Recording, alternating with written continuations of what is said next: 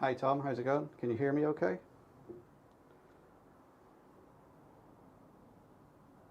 Indeed you're there.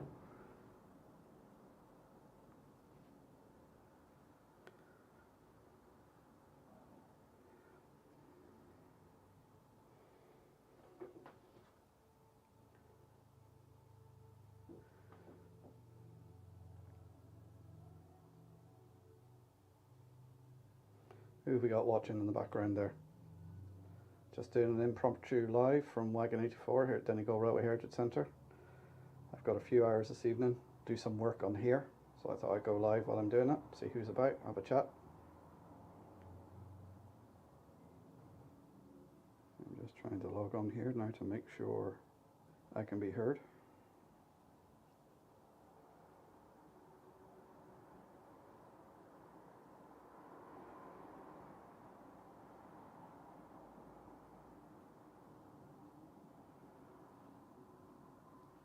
Might be a bit of feedback a minute, guys.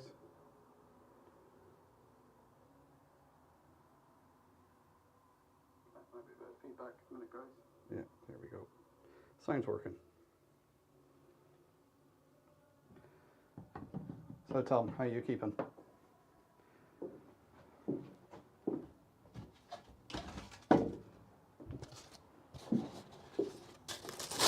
There's a music festival on in Donegal town this weekend.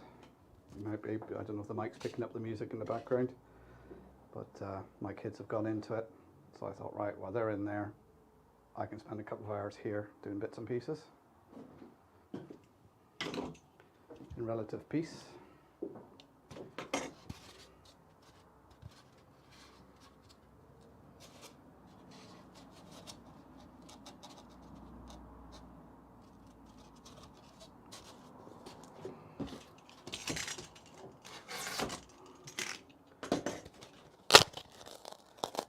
Hi Leslie, how are you doing?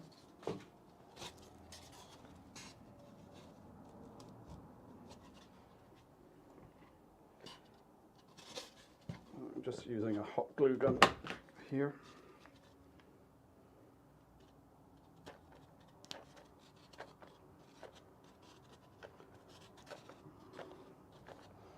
I'm hoping this will stick to the wagon sides here without causing the least amount of damage to it. I don't know how well the camera's picking it up. I'm just building this bit around here to the tunnel mouth. Hi Jonathan, hi Carl.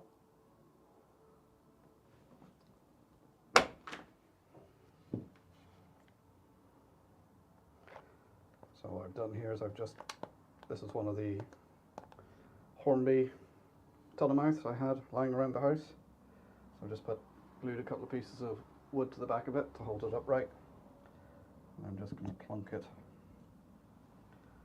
about there. It's about centre. I'm using my cordless glue gun.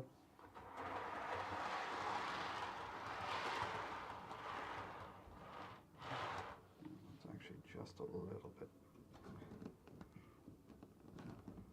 Go that actually sticks quite quickly. Peel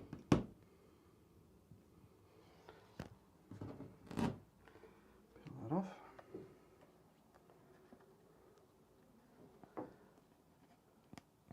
So what's everyone at tonight, apart from being in watching me?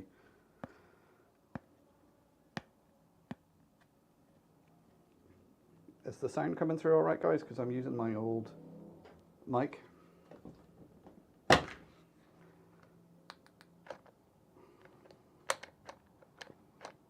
what I might do is I might actually do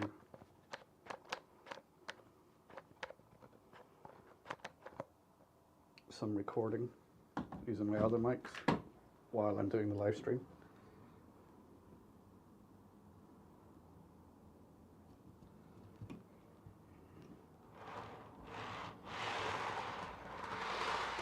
Better.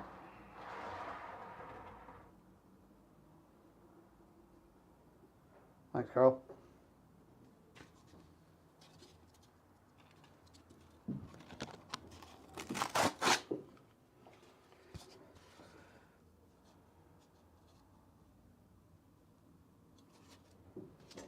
So I'm just using offcuts of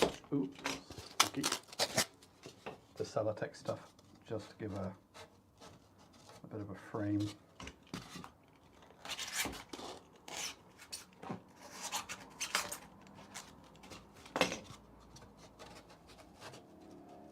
Just as a support for putting the plaster Paris over.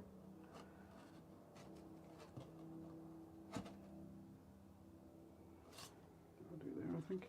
And then I need some more glue sticks. And I'll fill it in with paper as well, just to give it some shape.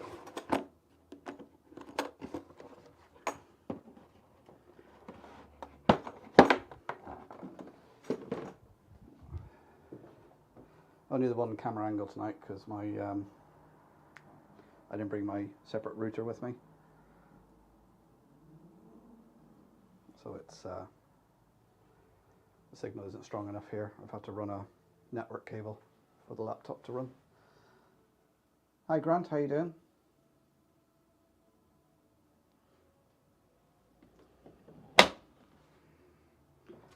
So you can just chat amongst yourselves. Ask any questions.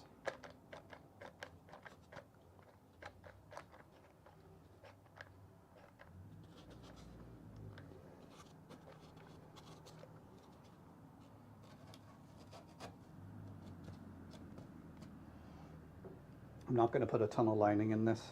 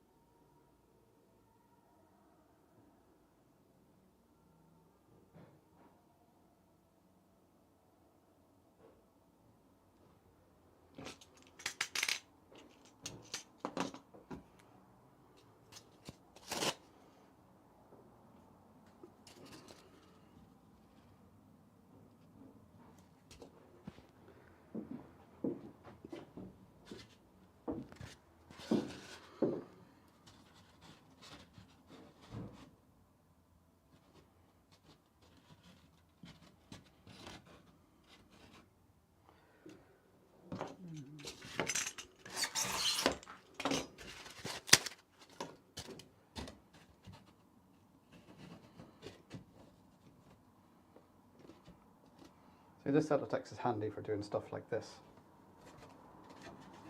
Making supports, sort of gerrymandering it into positions, and then just using scrumpled up paper either side of that just to give it shape.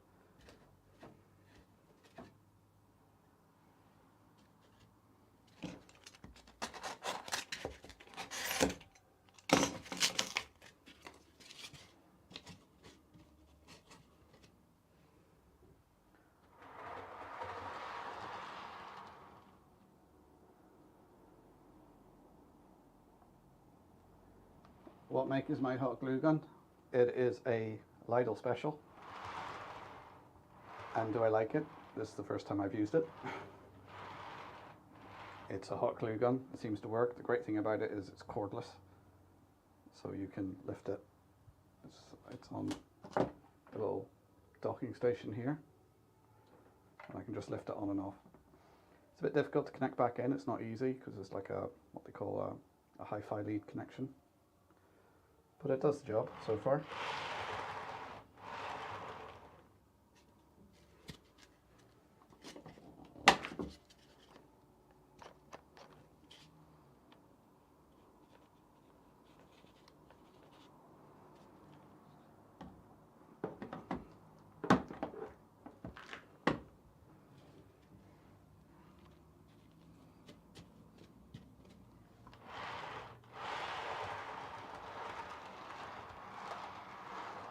There we go.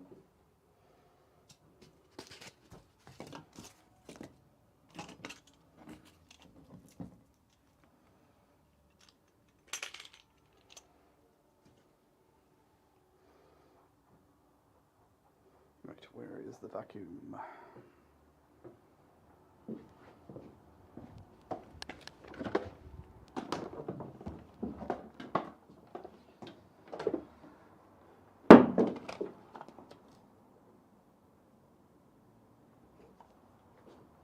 I'm just going to mute myself a minute, guys, while I'm doing the vacuuming, so it'll get very noisy in here. So I'll be back in a minute.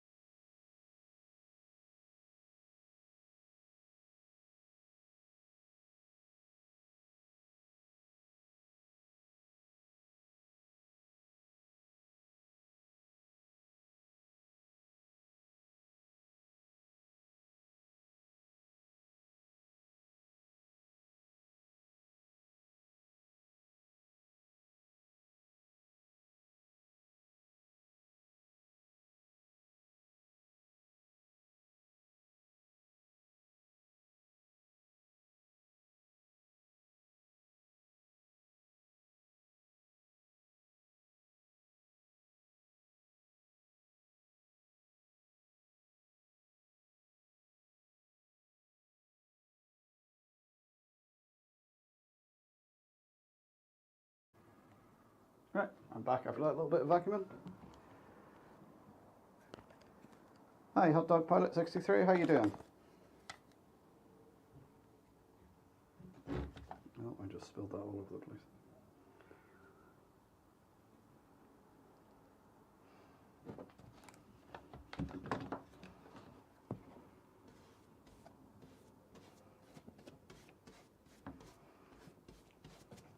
There we go.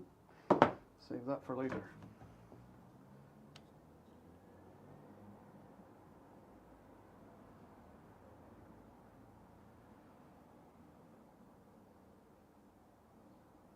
Hi Renee, how you doing?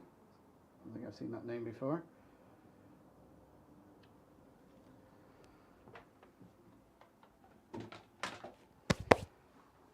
Yeah, it's just a pair of cut-off tights from my daughter, who actually doesn't wear them. She uses them for filters over her camera lens.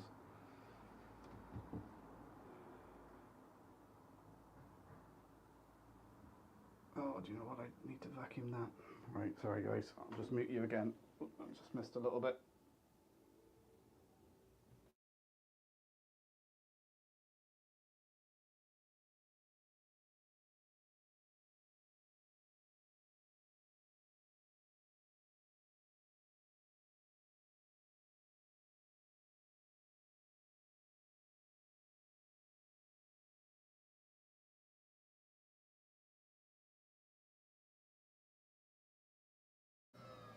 Right, back again. Right, let's get some plaster cloth.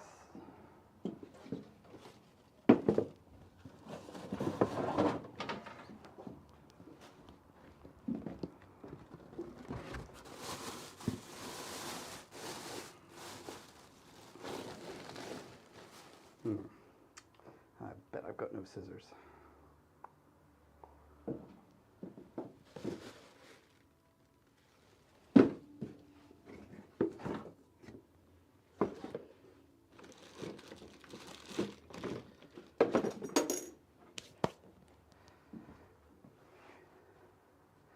This is the worst thing about doing work away from your hobby room. You're sure you packed something and then you forget something vital.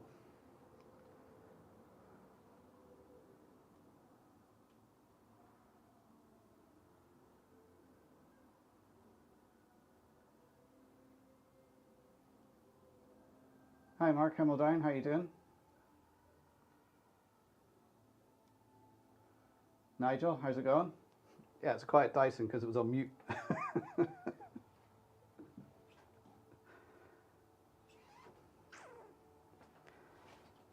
Right. Hang fire, guys. I will be back in a minute. I'm just going to go into the museum and get a pair of scissors.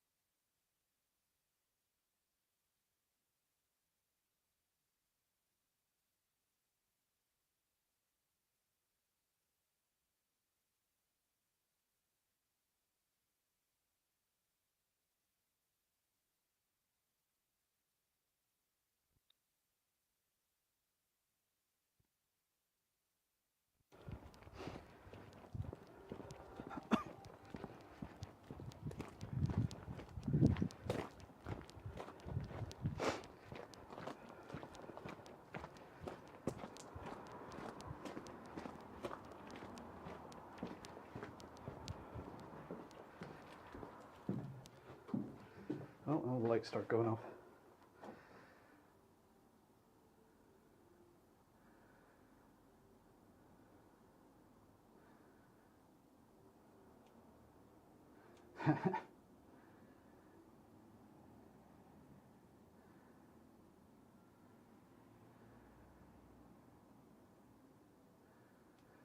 Well, Robert, I'm going to be here probably to about 11:30 tonight.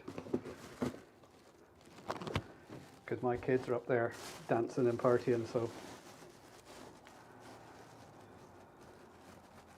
you're welcome to pop down.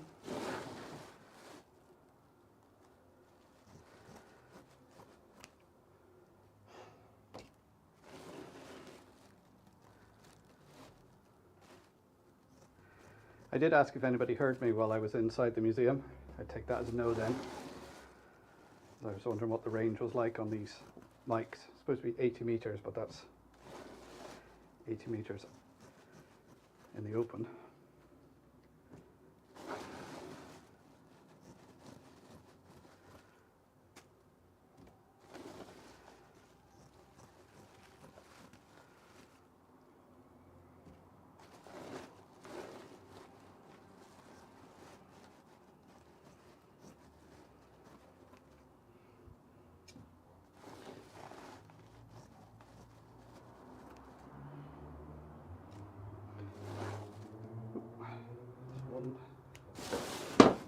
Right, see how far that goes.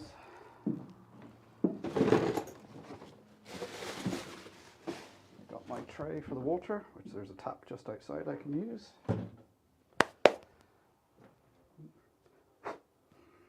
Oh, I need to do that.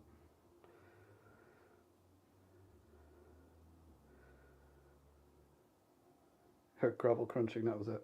Right. Probably went off as soon as I went in through the door.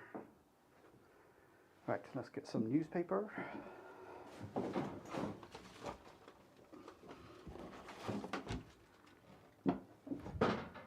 Some masking tape.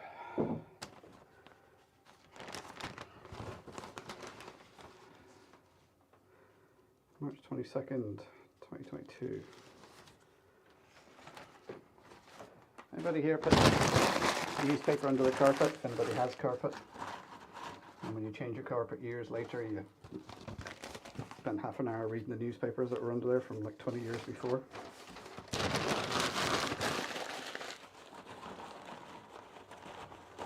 You know, we don't actually have any carpet in our house. It is all wooden floors now.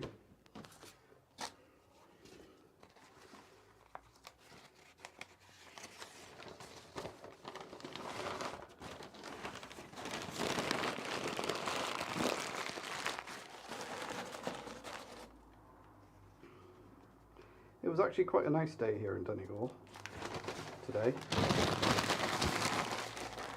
We went for little drive up to the north of the county. Low level clouds on the mountains and that, but it was quite a pleasant day.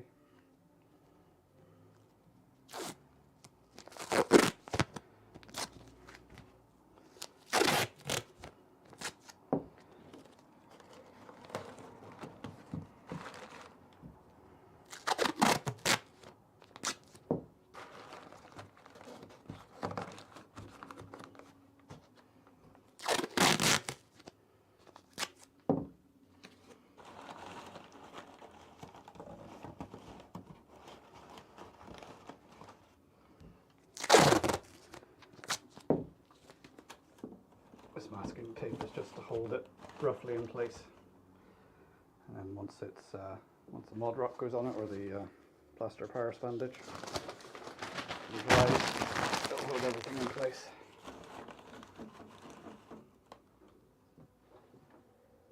Here's someone banging.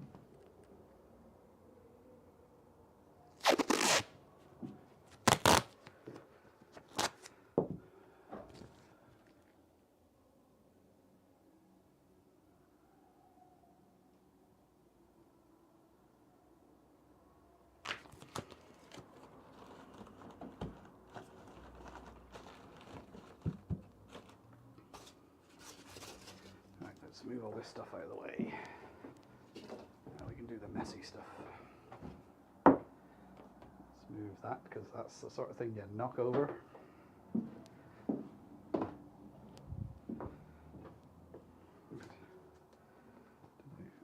Glue gun is unplugged. Move that out.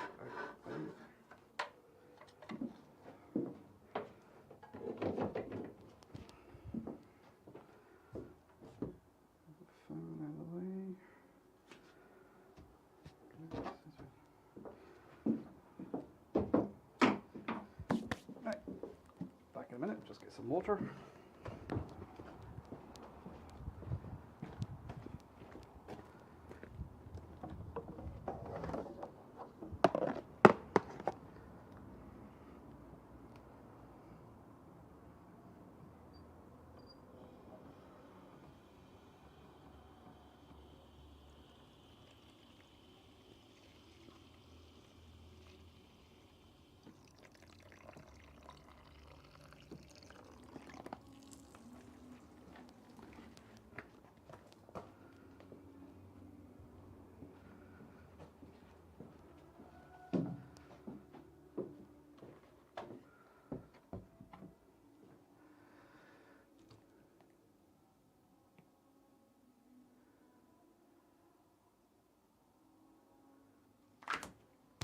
Yeah, what's your latest update?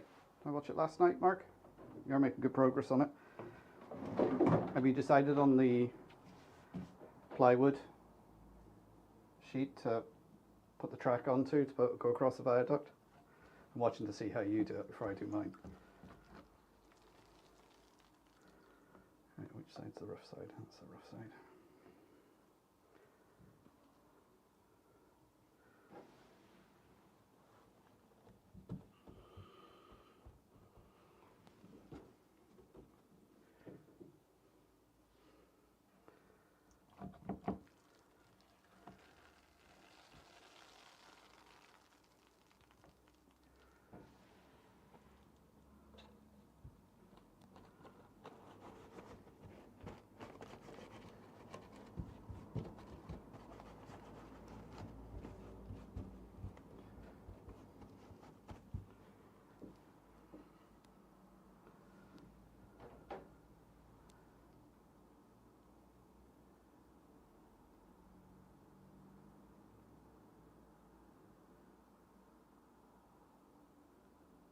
You heard the tap. Oh, you were in Enniskillen, were you?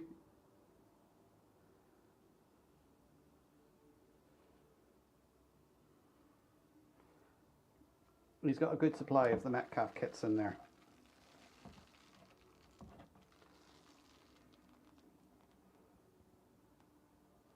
And like Warren, who's in there, if he doesn't have it, he can usually order it for you and get it in, and then he just drops you a message when he's got it in.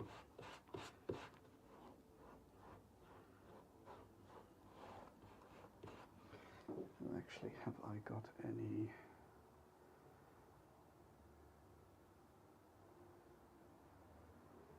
I did have some tissue here somewhere. What have I done with it?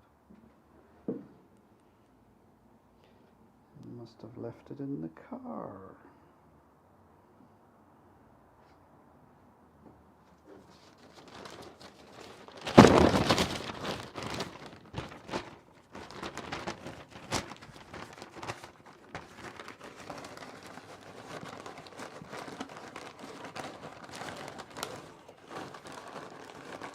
Putting a bit of newspaper over the track to protect it from drips and that sort of thing.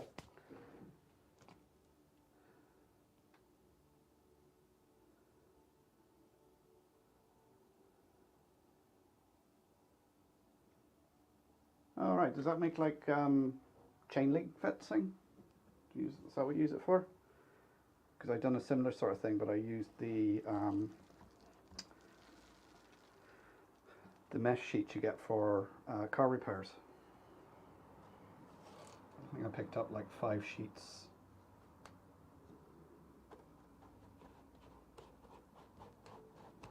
For about £1, I think. That was in a place in Enniskillen, an auto repair shop. That's gone back a few years now. Hi Anthony, how you doing?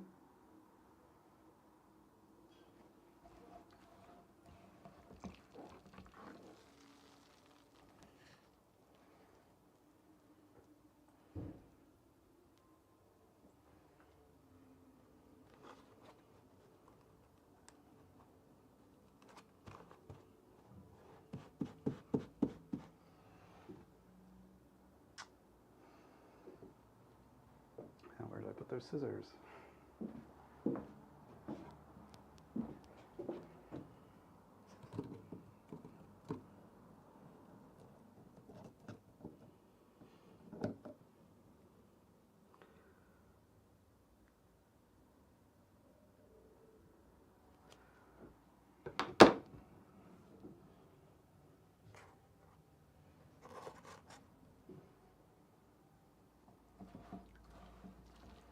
I think this plaster cloth is a bit old.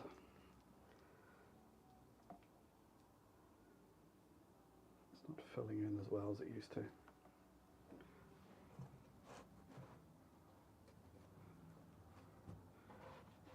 Which is another place where you can get plaster cloth from,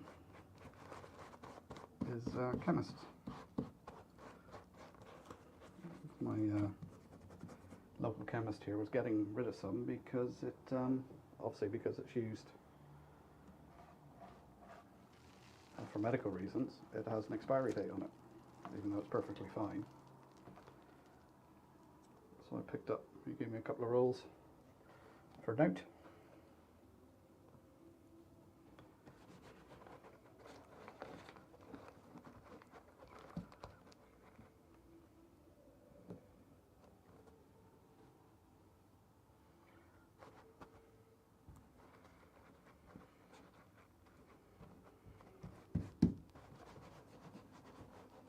You've seen in my other videos what I do with this anyway is I go over it with like a watered down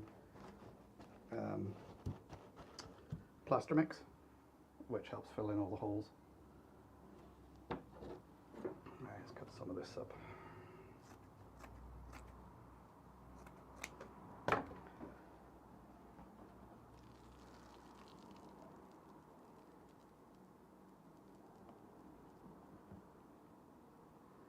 Hi Charlie, how's it going?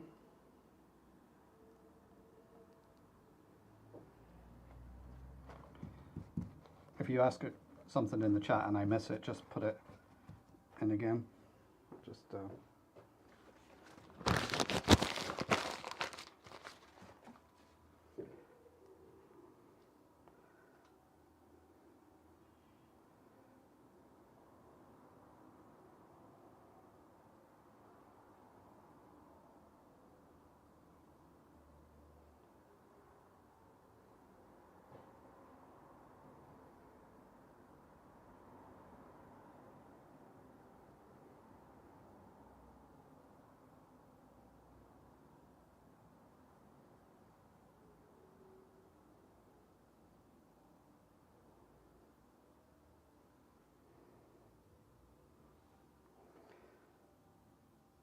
Are you after, sorry, are you after like a stiff rod or flexible? Yeah, chain link. I'll have to look into that, Nigel. I might get some of that.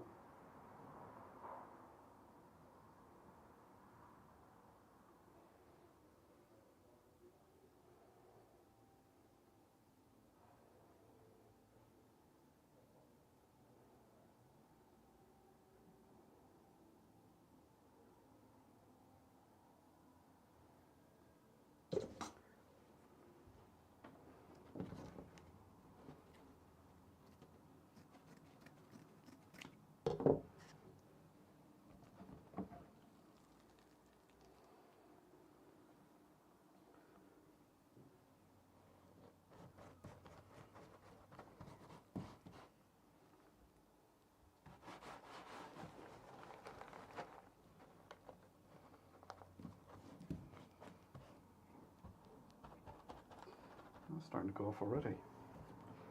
Last time I was in here, it took a couple of days to dry because it was really horrible, damp, cold weather.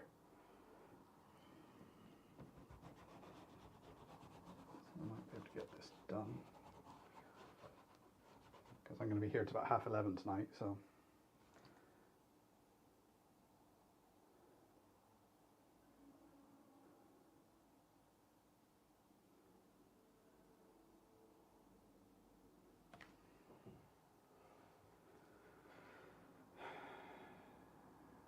Right, let's do a little bit.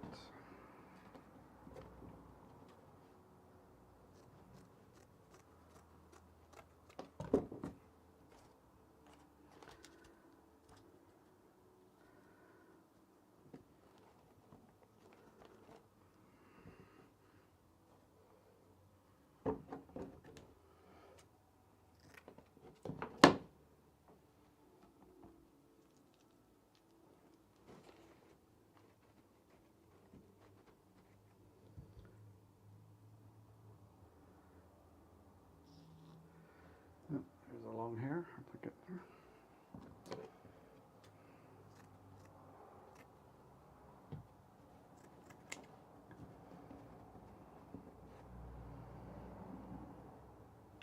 Great, now I got hair stuck to my fingers.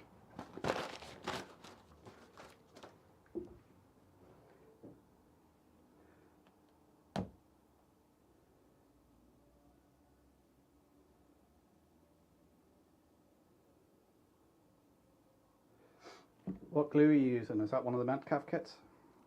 Because I use that, what's the stuff called?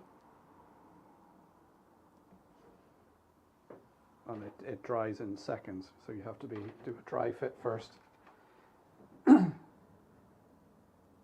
use the glue. But the Metcalf kits, if you're careful, you can prise them apart. They do tear a little bit, but as long as you're careful, you can usually get them apart. This is a wagon 84 in the museum.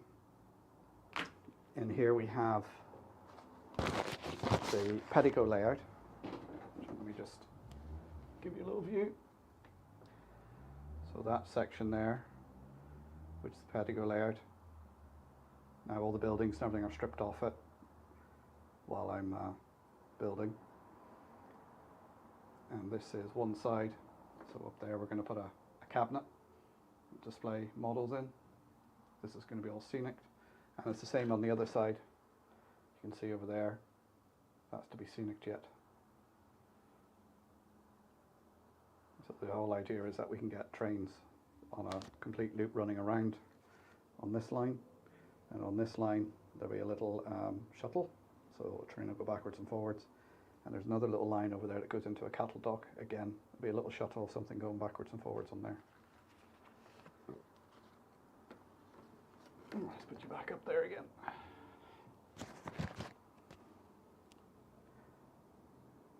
Yeah, rocket car glue, that's the stuff I use.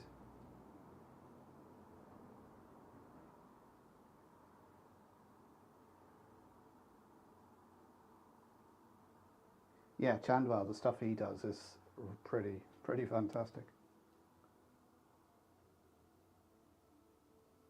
what was the layout on the thumbnail? For this stream, I didn't put a thumbnail up, so whether it took a picture of this, I don't know. Let's just have a look and see what.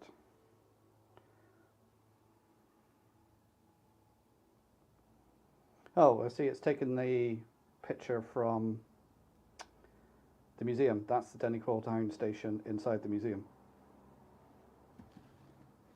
So that's taken it from my banner on YouTube, obviously.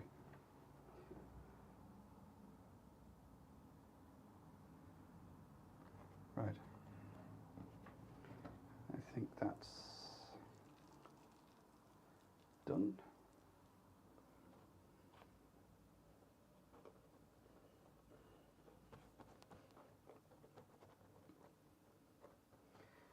So I'll let that dry, see how it dries tonight. Might do a couple of coats of watered down filler mix on it. I think I have some still in here somewhere. And then leave that to dry, and maybe I can come in tomorrow and do a bit more. So let's just get rid of this water before I knock it over somewhere.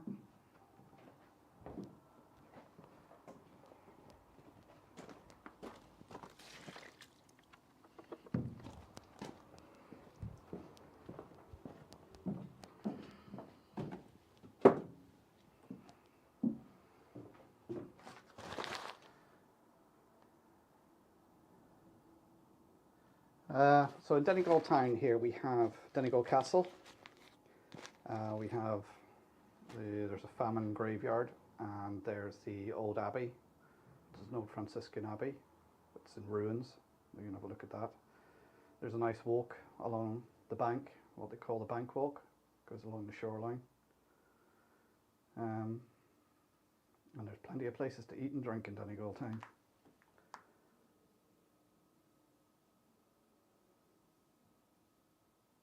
No, I do it all from StreamYard, Charlie. You can upload your, well, when you schedule it through StreamYard, you can put a thumbnail up. But when you're going, like as I did this evening, I just hit go live. It didn't give me the option to put a thumbnail up, so I presume it just took it from my, I think that's on my YouTube header or my Facebook header, that picture.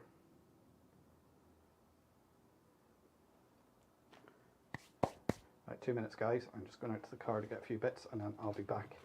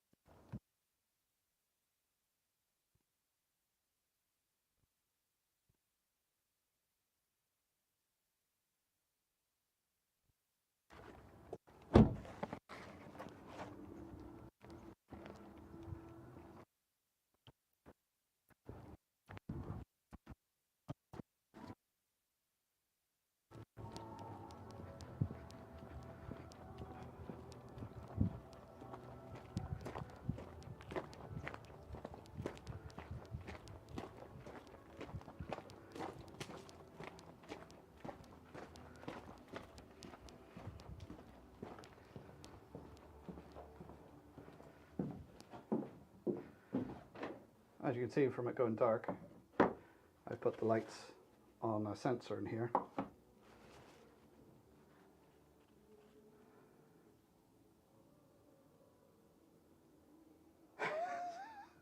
Stood off camera, yeah.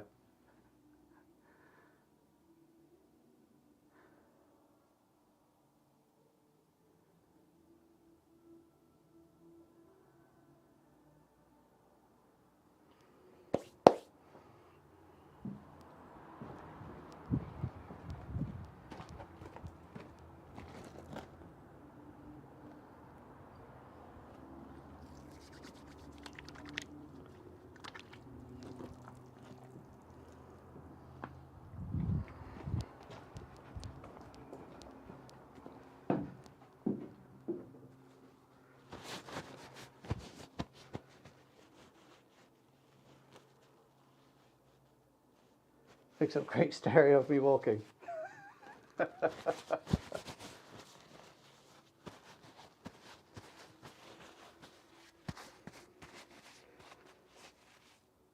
Yeah, well, I'm using the bottom rear of StreamYard, which is a monthly subscription, so I can stream to, like, this stream is going out on Facebook, on the Donegal Dad Facebook page, the Donegal Model Railway Facebook page, and YouTube at the same time. And to be honest, most of my viewers watch on YouTube.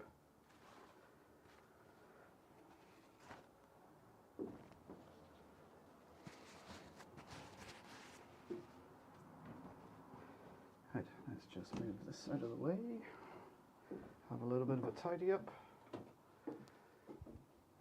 What I might do is I might go over and put the tunnel portal, fix that in place on that side, and then that's that side done, ready, because the other side, that way, is going to be a rock face as opposed to this side, just hillside, just so both sides don't look the same.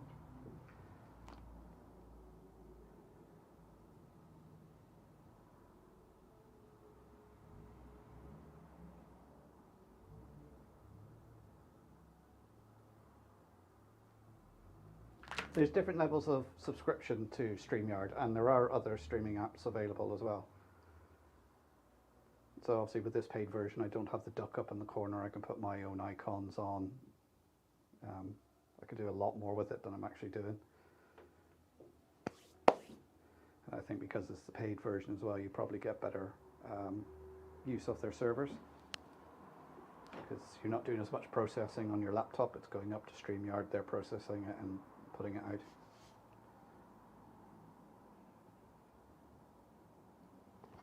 Yeah, Nigel, if you do, send me a message through Facebook. Let me know when you're coming, and I'll see if I can be here.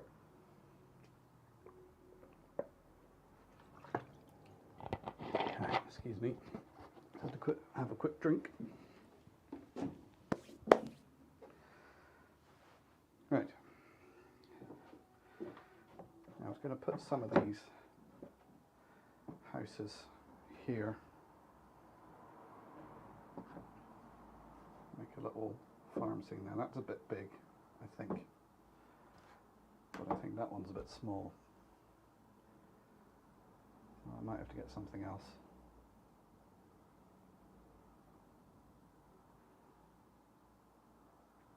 Let's make a scene here, a little level crossing going across. Well, little track crossing, not a level crossing, but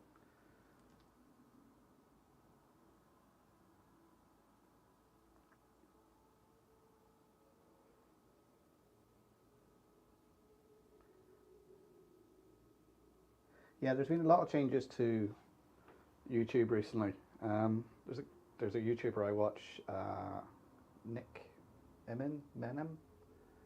He gives you advice on YouTube and how to maximize everything on there. And he's doing a little thing every so often. He'll put out a video explaining the updates that have come out on YouTube. So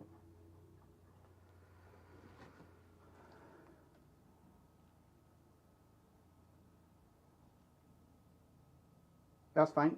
Not everyone's on. To be honest, I'm only on Facebook because of this place. We do a lot of messaging and that through Facebook. I did have a different Facebook account, and I disabled it about 6 or 7 years ago, and I only started a new one then for here. But you can always email me, donegaldad@gmail.com. Hi Flymo, how's it going?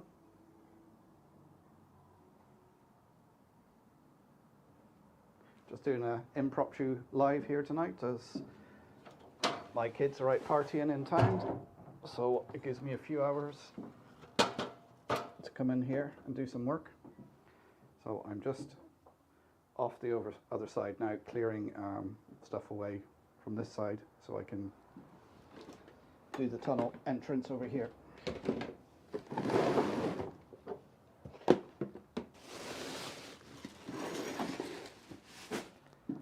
So all that stuff I moved over here from that side, I now have to move back again.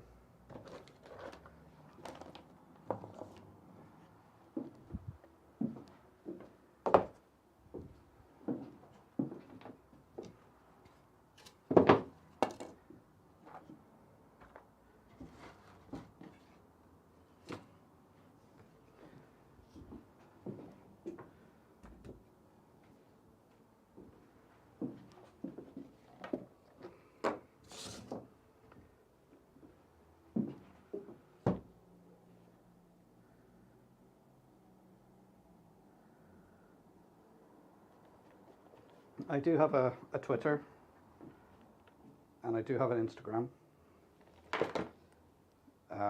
Basically, whenever I post anything on Facebook, it also posts on Instagram. I think on Twitter, I think I've got like 3 followers. Though Metcalf did pick up one of my tweets, that one I done on Father's Day with my kid watching F1. They picked that one up.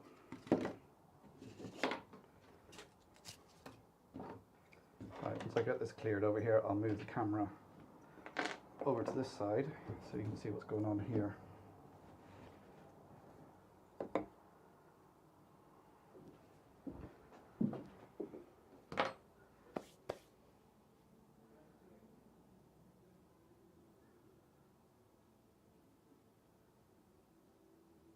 You can just switch the notifications off, Leslie. That's what I do. Do you want to be notified? No.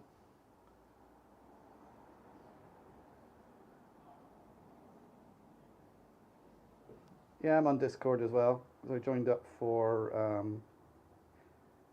chatting to Christopher and who's the other guy who does a stream on a Sunday night? Oh, I can't remember his name now. See, I'm terrible at names.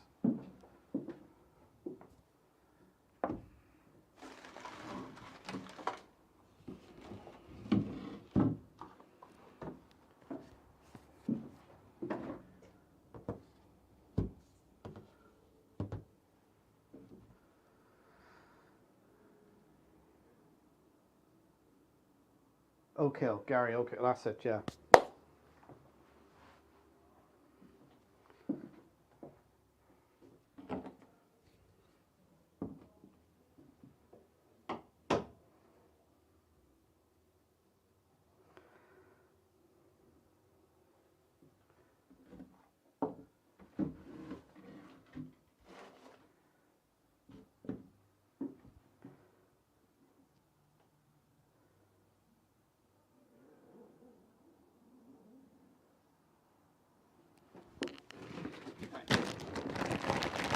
Use this little extension lead.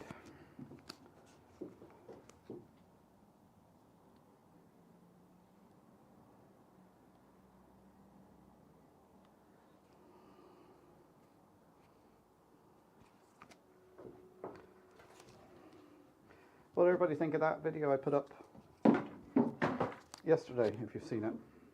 Something a bit different, although it bombed in the actual views of it.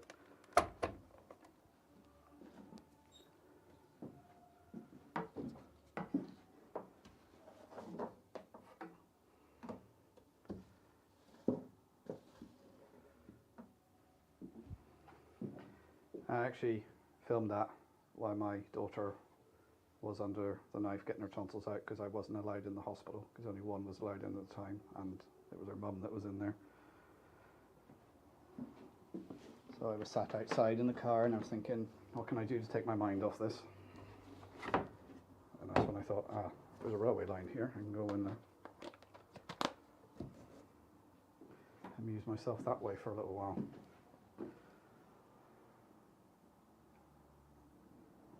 Okay, Charlie, catch you again.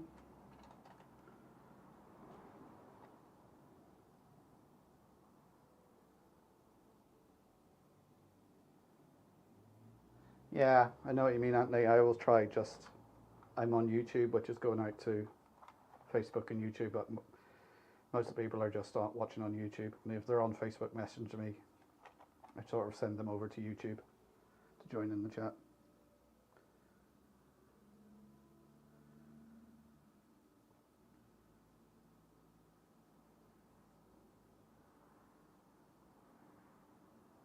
Should have kept your clothes on. Yeah, I think if that would be me. 0 views and banned off YouTube.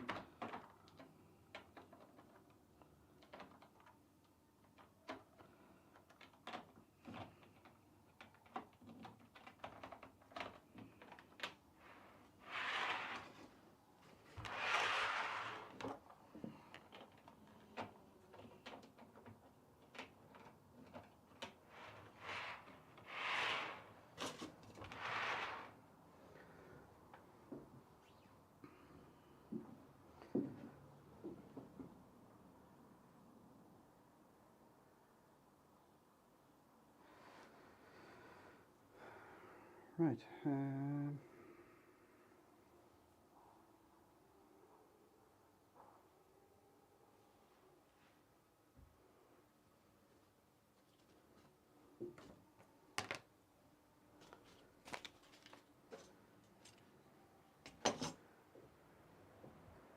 Let's make some space. Oh, there's the rain.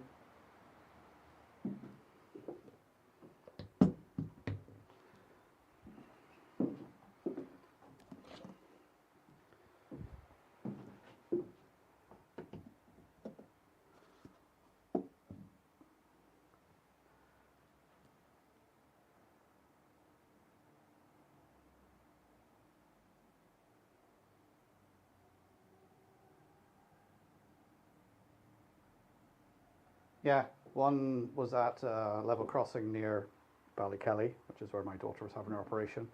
And I went up the road to Castle Rock, to the tunnel exit, and it was a little sort of pedestrian crossing. The trouble is, there's only a train on that line sort of once an hour.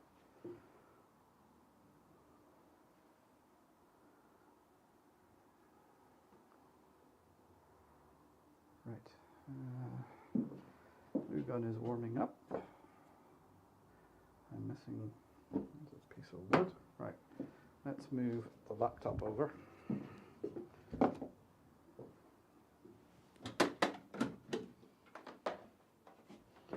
Right. If I lose connection while moving this over, I'll come straight back, guys, okay?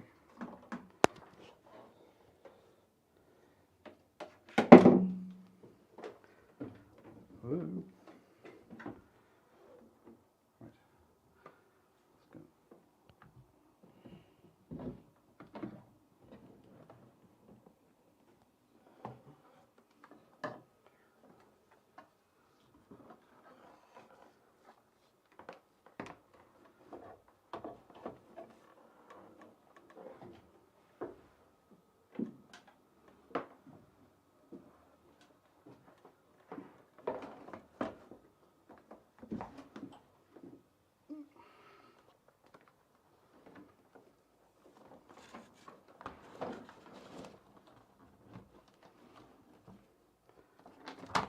Oops.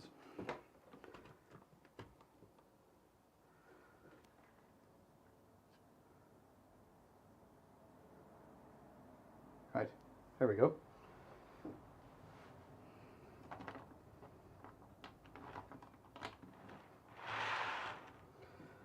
First thing is to glue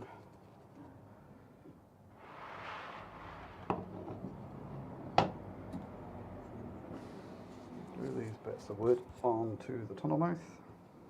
They're a little bit long.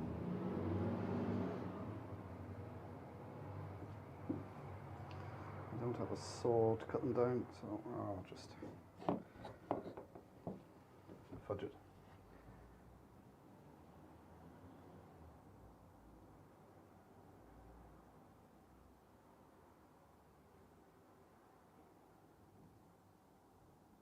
No, I didn't know that, Nigel. That's nice to know. I was thinking of going camping there in a couple of weeks. Well, I mightn't bother now.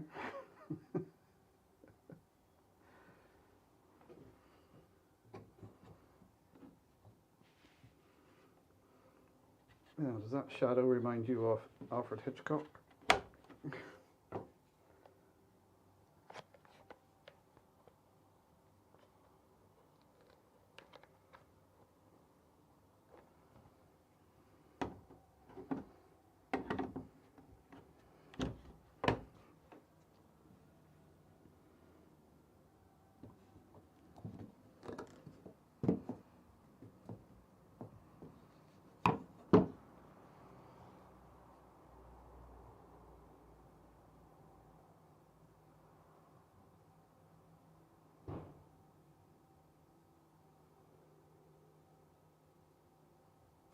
Cast it.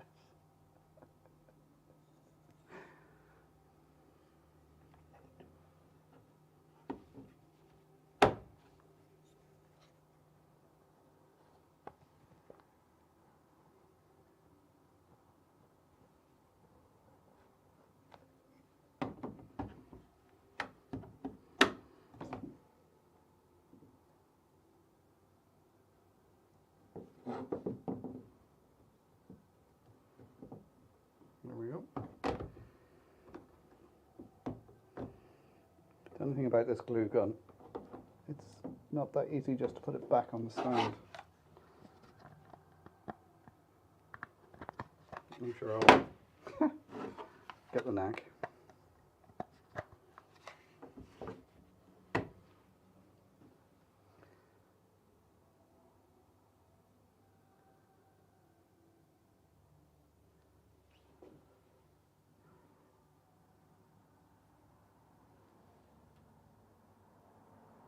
It's making a funny noise.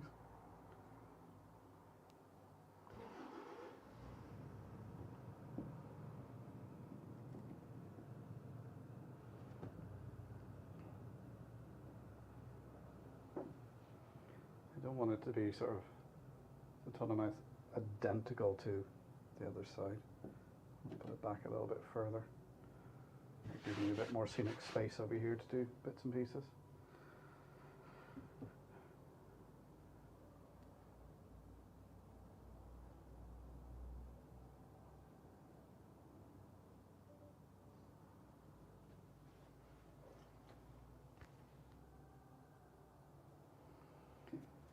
Oh, it's 9 o'clock.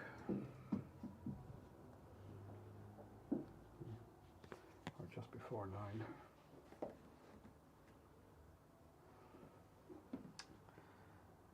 Glue this in place. I've got enough of this stuff to make the supports for it. Do that little bit of so this side here just have a little hillside. No, actually no, if I put it along straight, I'll just make it a wall of rock going around.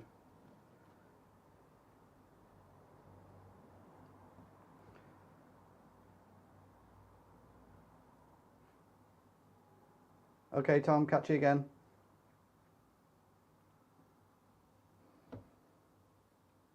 The glue gun is great for doing jobs like this, where you just want to put it in, it sticks instantly. Like those are on there pretty securely now.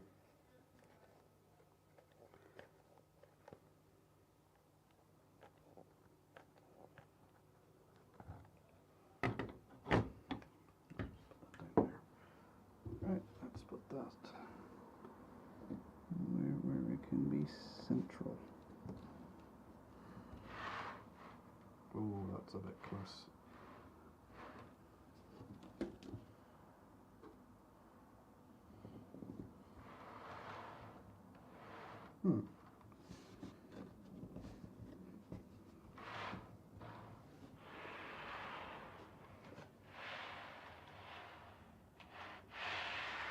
That should do it. Right, that's that in place. I'll lift these out of the way.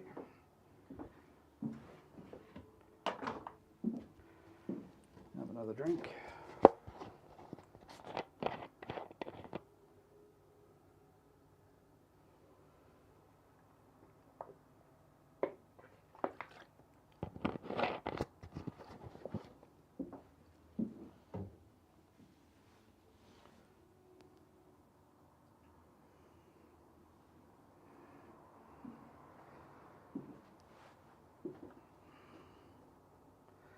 I thought I had more of that Celotex in here. Did I take it all home?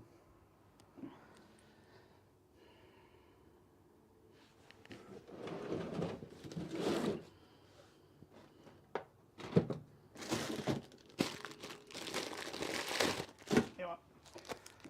Let's have a whisper while I'm thinking.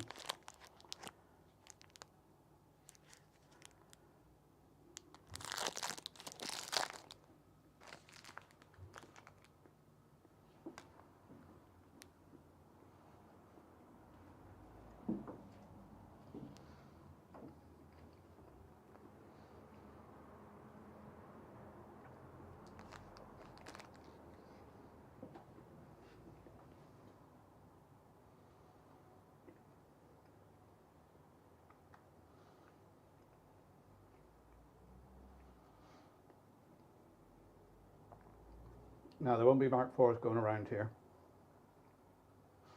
they'd be too long for these curves. It's a second radius curve, which is the biggest I could get in here in this space.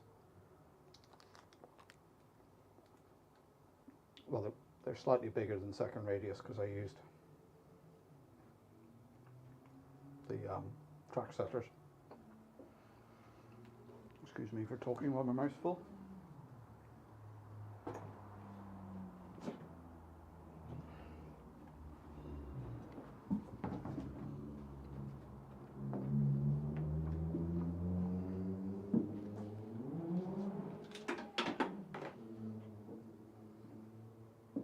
Right, I'm going to have to use this piece. I've got my tree stuck in. These trees have been stuck in here for how long? I think I made them about a year ago.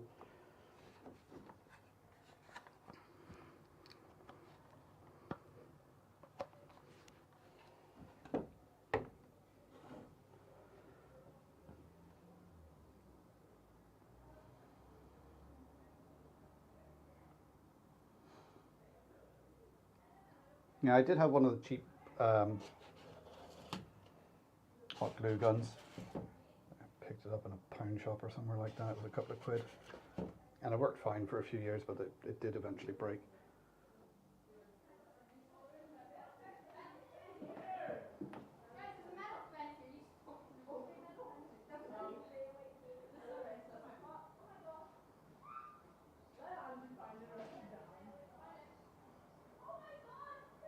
Hang on a minute, guys. I got some kids hanging around.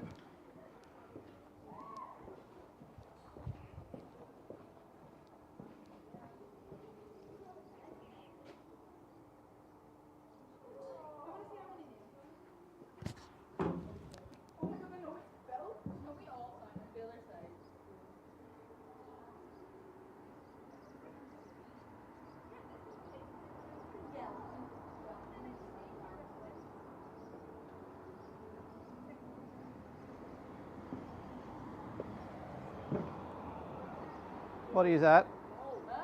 Is that the geocache? Yeah. Hey? Let me see if I got one.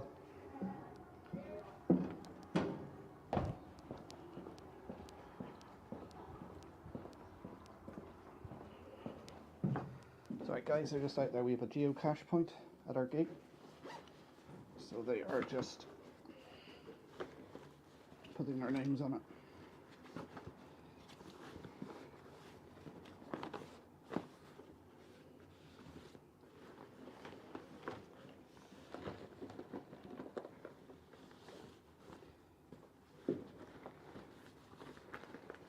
And you know what? I don't have a pen.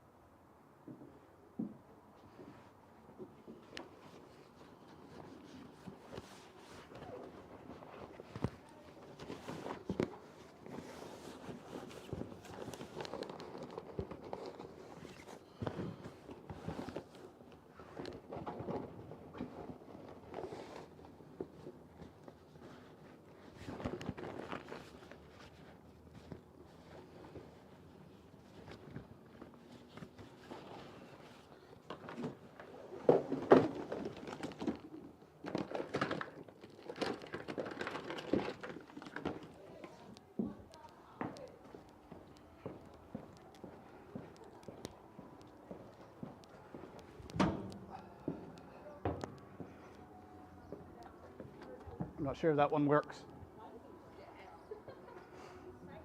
Just leave it on the pillow when you're done, alright guys?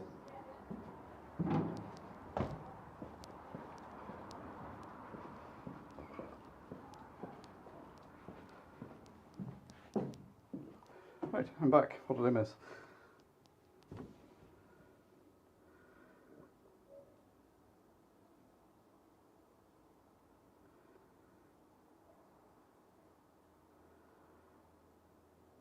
Yeah, there's apps you can download for the geocache, and it's one of those things. If you look on your phone or the internet, you see geocache, you register, and it's, people do it. They go around and find them. There's all sorts of geocaches. We have a little one here that's got a rolled up piece of paper in it. You just sign your name on it and record it on your phone that you were there. And you can get ones that are like lunchbox size with things in them and that sort of thing. Ours have been here for years.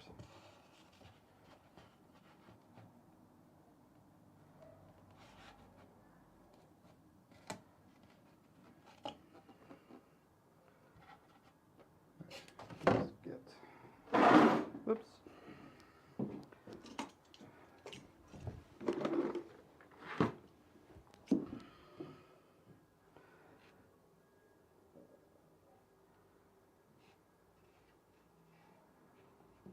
I'm lost somewhere between cash and ferry.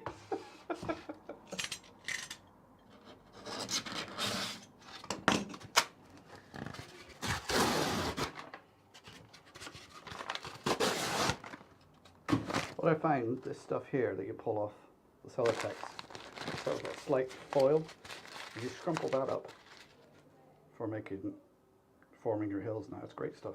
It's almost like that, what's that, shaper sheet you can get.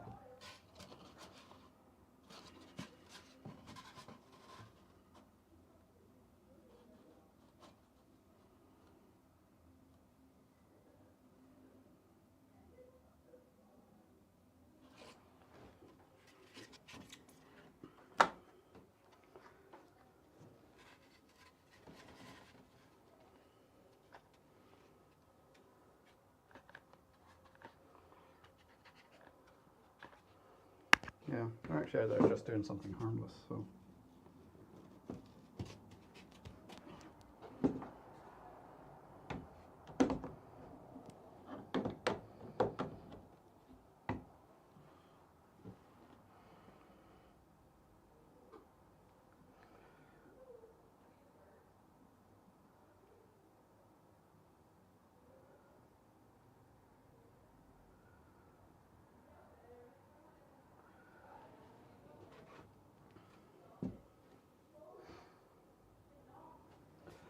So I think with this here, I think what I need to do is have a mixture of maybe a hill coming down here, but flat rock face here and on around from here. What do you guys think?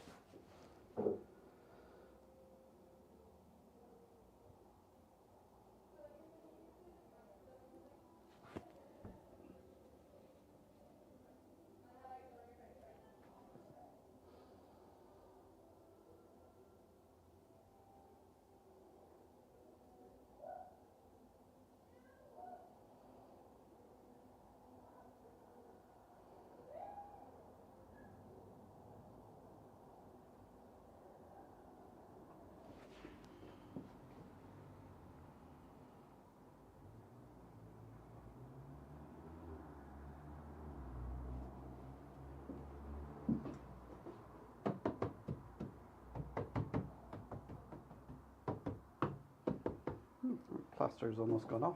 I might get a couple of coats of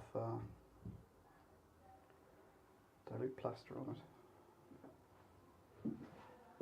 That's the one with the hole. I do have some plaster.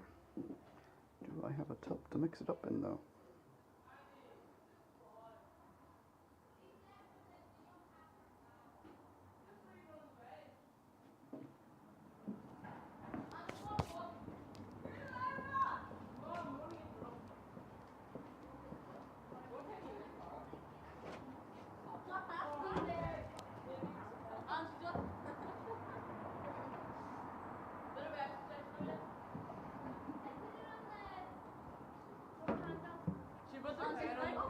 That's all right. I put on the door handle, is that okay? That's fine. Are you guys local? Yeah, Donegal High. All right. How's the music up there? Huh? How was the music up there? It's good. It's actually really good. All right. Probably nearly over though. Yeah, I think I finished at 9. Yeah. See you guys.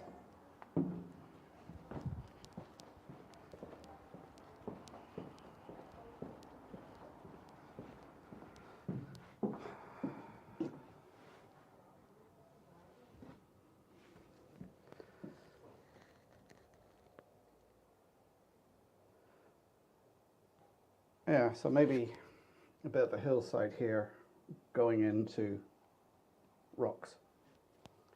Because the idea on top of here will be our phoenix display. So we've got a couple of phoenixes in different gauges. We've got 3.5 inch G gauge, we've got an O gauge and a double O gauge one, so they'll sit along there. As well as we have a 7.25 inch, which will actually sit underneath. We'll have a spotlight shining on it. And up on the wall, where are we? Up here, we'll have a sign giving all the information about it.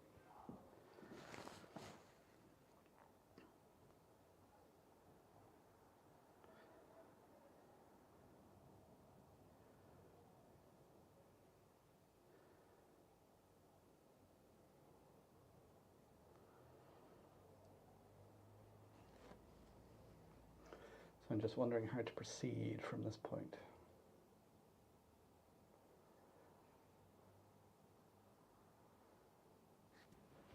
Because all this area here won't.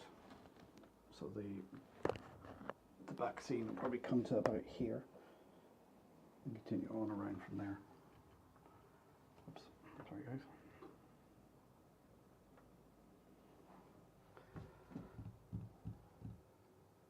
Oh, the camera's gonna fall.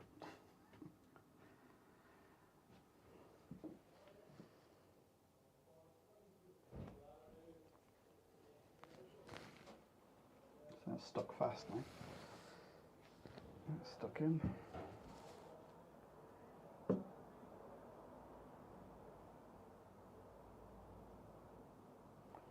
Yeah, so maybe have start doing the hillside from here down. What I'm going to do is get more of this, cut it to fit in there, and then I can rough it up, stick the moulds I have to it, fill in between with plaster, score it with a knife to give the stone effect, and then do like the wet water leopard spotting effect on it.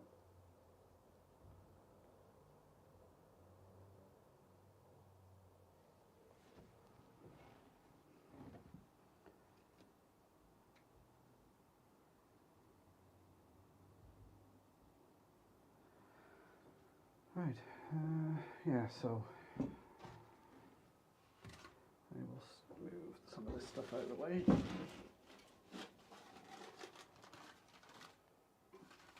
These are all my grass tufts and flower tufts I've made.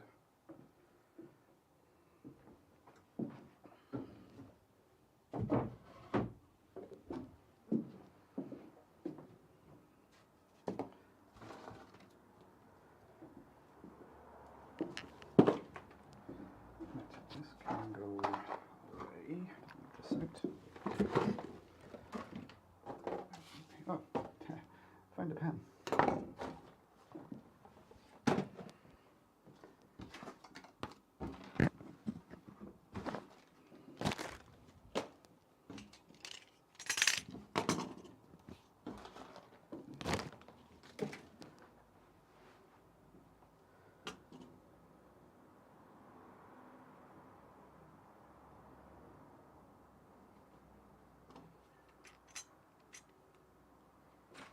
Everyone still receiving me okay?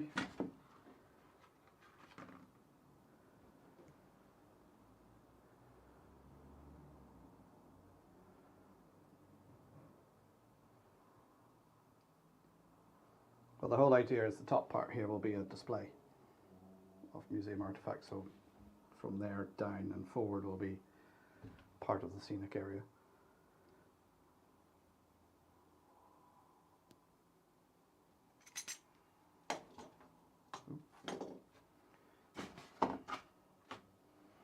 Right, what am I doing?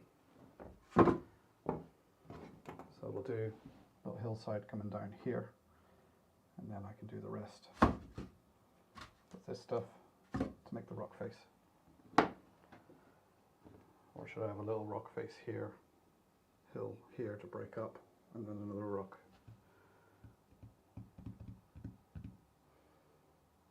I think that might look better.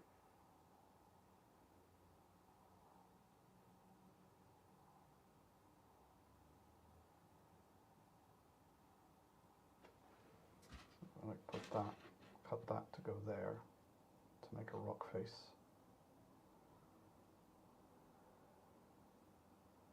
And then blend a hillside into it this side. Have another rock face there going along there.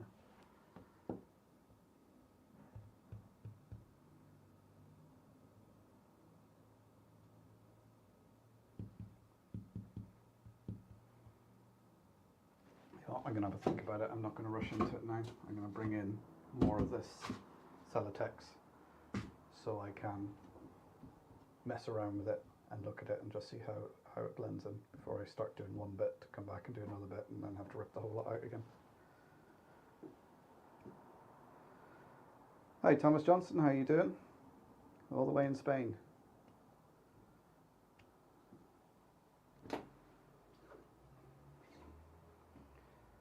Right, now I'm going to move all that stuff that was here. I moved over to there, back over again, so I can start carry on doing a bit of work over there.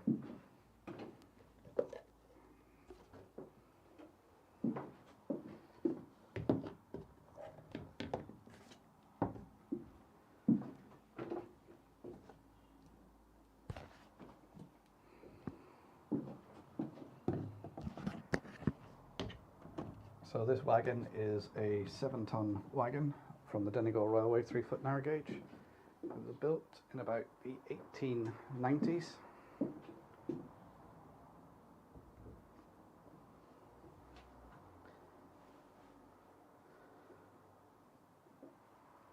And we're fortunate that this actually has its wheels still on it, because when it was sold off after the railway closed, someone next to Killybegs station bought it, so they just lifted it off the tracks, pushed it over to her house where she used it as a store for her shop for about 30 years till we found it and restored it.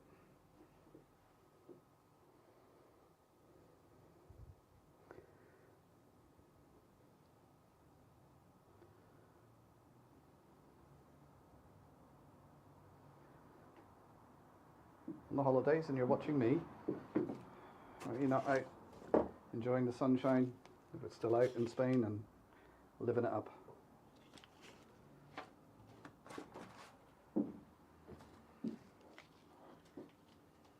Chances are if I was in Spain, I would probably be watching somebody on YouTube as well.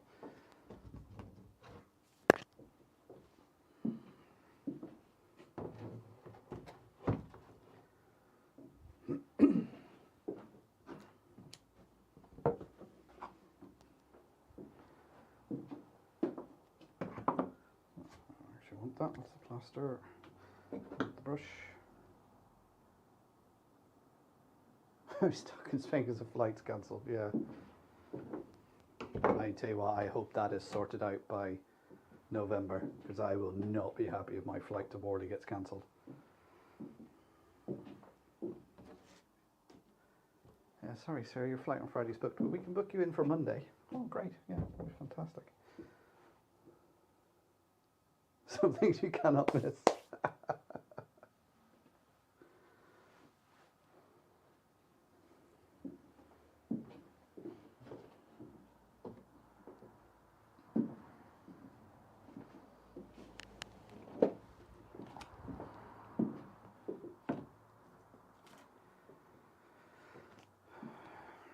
Right, I will unplug the glue gun. Don't need that anymore. I just realised I put stuff right at the laptop, so I'll move that out of the way again.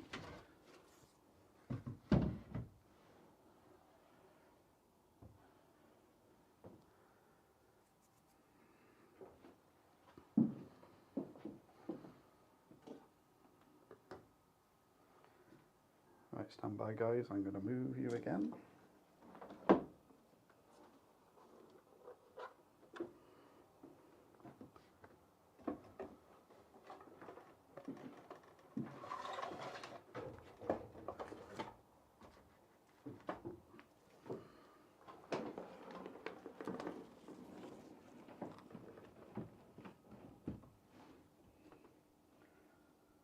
Uh-oh.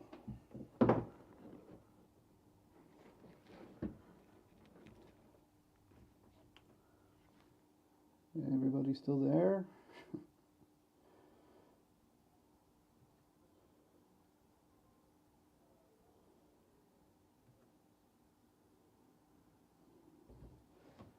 Alright, pulled the camera out. Oh no, camera's gone again.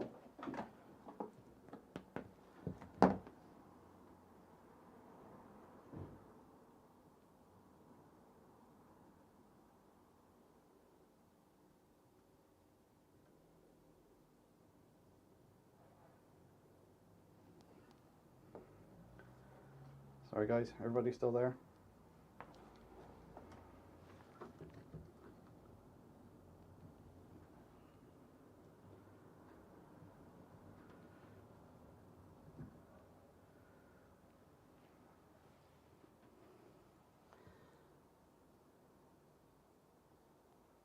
There's always sad people watching football and drinking beer. I don't know here.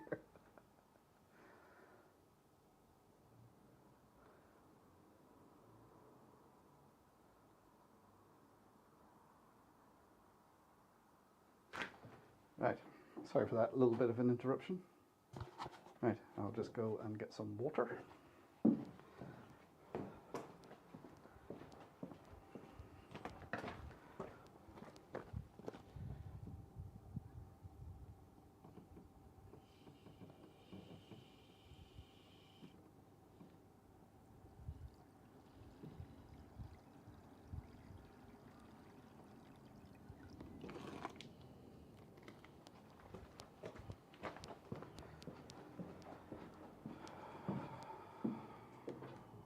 Water. I have some plaster. Now I need a stirry thing.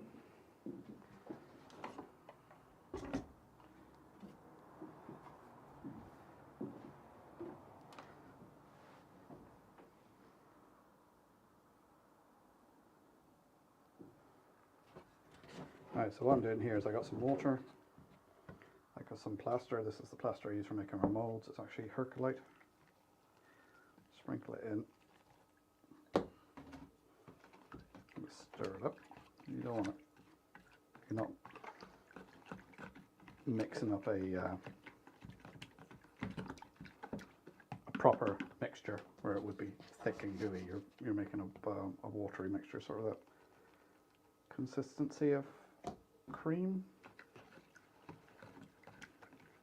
And you don't want to make up too much at any one point, because it will, you only have like 10-15 minute window to work with it, so you don't want to get in too hard.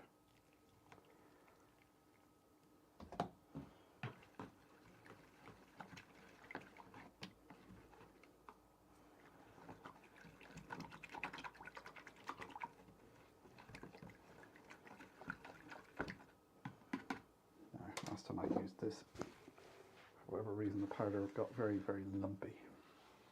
So we're just using that. And just, oh yeah, there it is. It's all. I think this Herculite has actually gone off because it appears very, very lumpy. I'm actually going to put a bit more in that.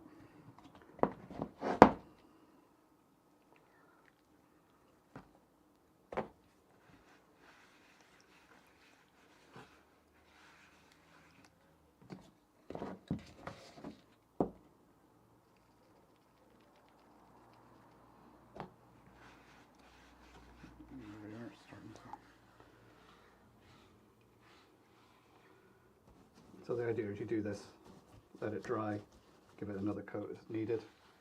It just fills in all the little holes from the plaster, and it also helps blend in any edges of the mod rock as well.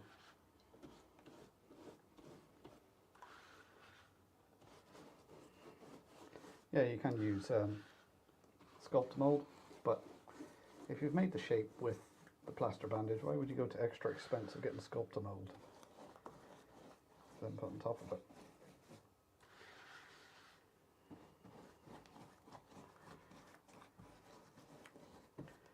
This hobby can be expensive enough. Let's save money where we can. Oh, that'll be the phone.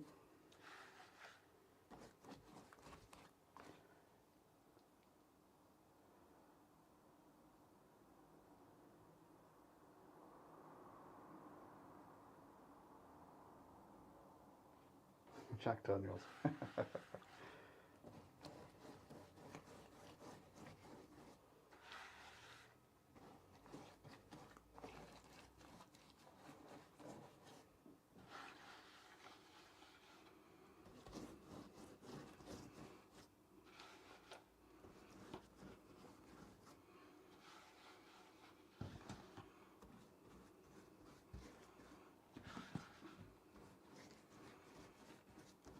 Yeah, I think this plaster has definitely gone off. It's just going into hard little lumps. It's not even dissolving in the water properly, which is bizarre.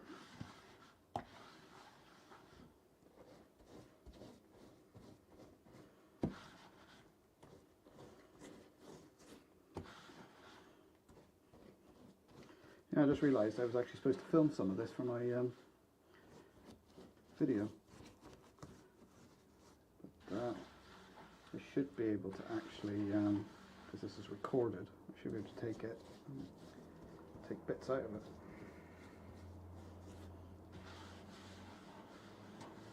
Yeah, that plaster's gone all sort of gritty. I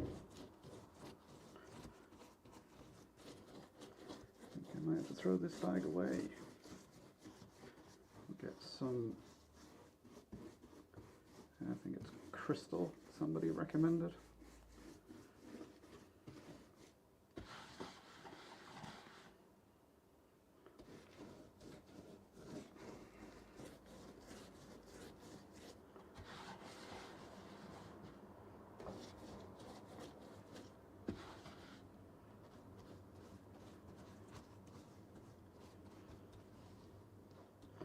Right, let's leave that to dry. It's going to take overnight to dry anyway.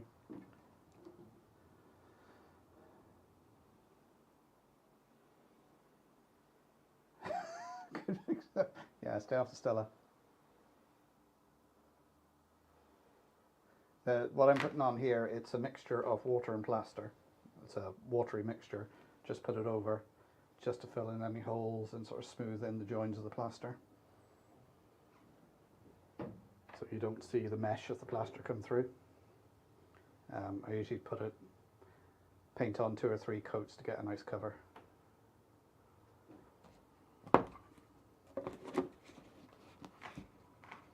So I'll leave that to dry, which will take all night.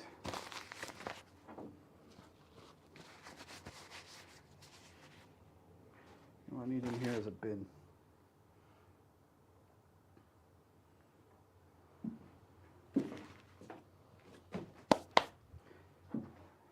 Shall we have a go at doing some static grass? Just on this green bit here, just to test it, see how it goes. One, to make sure my battery isn't flat on my applicator. And actually check to make sure there is a battery in the applicator.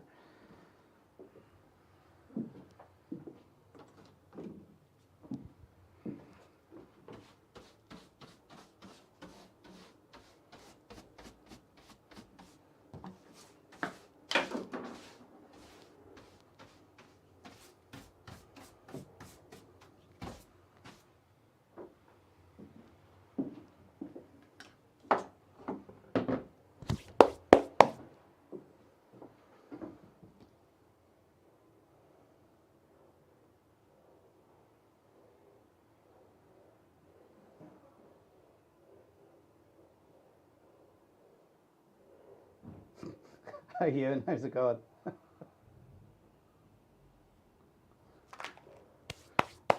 Yes, my children are out on the town tonight, so there's a music festival going on in Donegal town here, so that gives me a chance to come in here for a few hours, do this while they're enjoying themselves. So I thought I'd come in, do some work on the layout here in the centre, and do a live, catch up with a few of you guys, see what you guys are up to.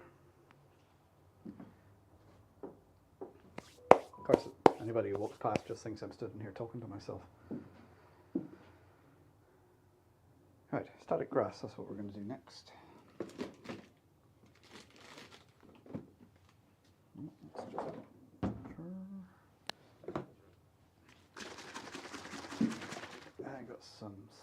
cement.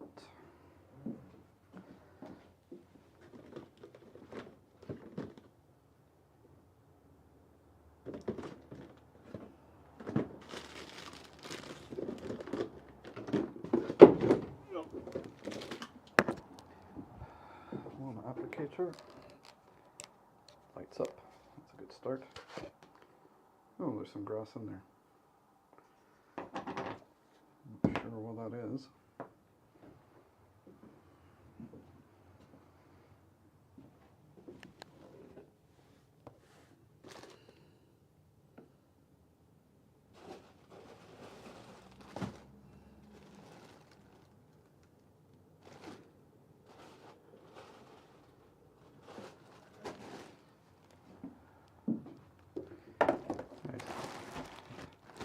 Picked up these kits from WWS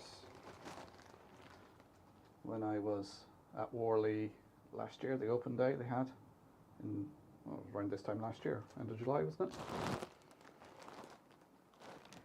So I've got a spring and a summer, so I think I'll go for the summer.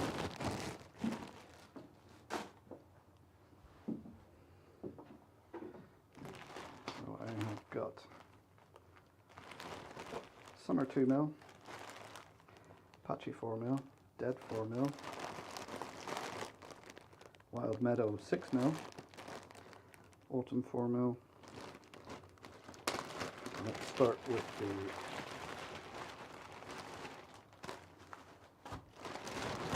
Summer 2mm. I'm just going to do a patch just to test it and see how it looks.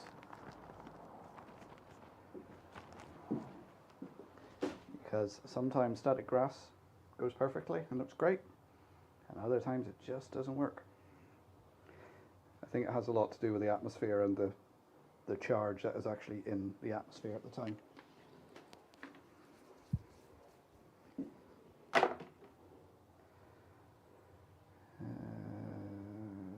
Right, where is my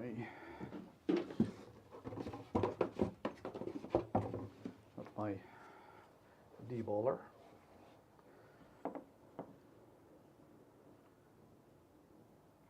Yeah, I think it's this weekend. But this was the MRYCG weekend, which I think was the end of July last year. I actually got to meet a few of you guys.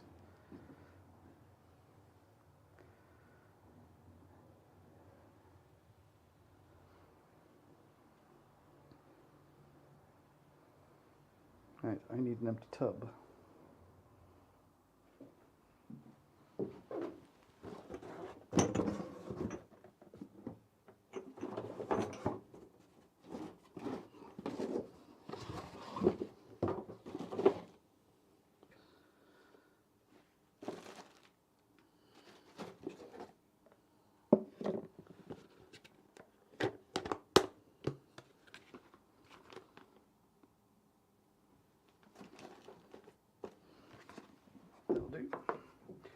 I've got some of the woodland scenic grass, but I find the actual WWS stuff is better.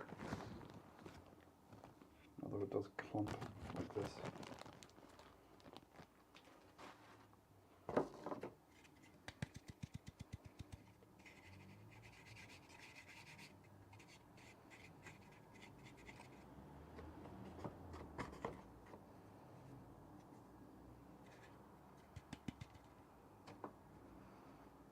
Great.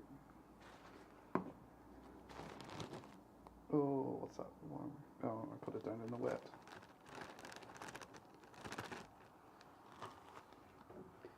Put that over here so it doesn't get any wetter.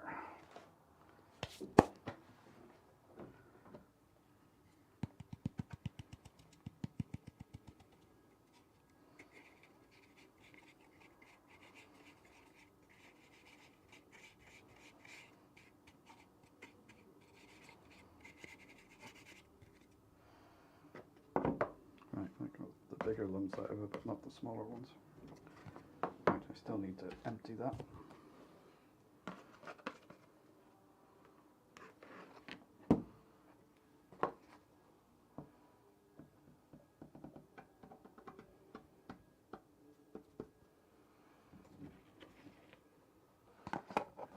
this out of the way so I don't knock it over.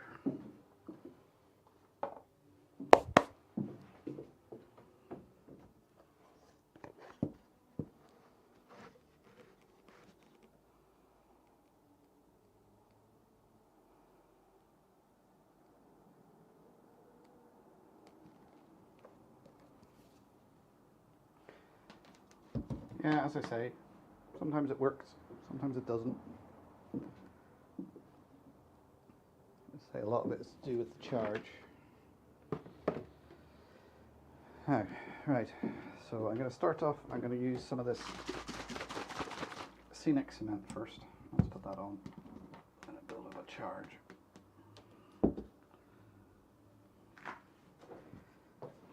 Right, let's move this camera down a little bit so you guys can.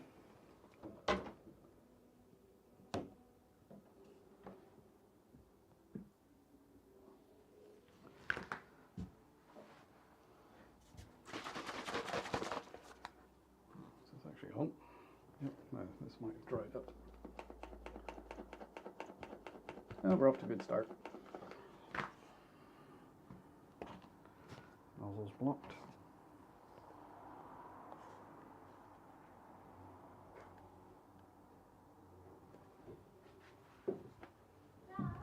Yeah?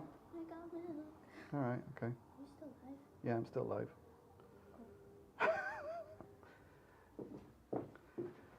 Everyone say hi to Rachel. She's here. She's finished her partying for the night. Is the park open? Yeah. What's on you waiting on? Her parents aren't leaving till 10 because it's finished till 10. I think they lock up the park this time of night. She's welcome to come over here and sit. You can sit out there and chat. Okay. Alright? Right.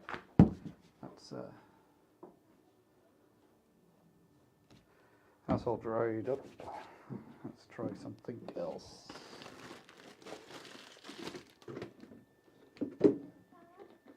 Yeah. No. Is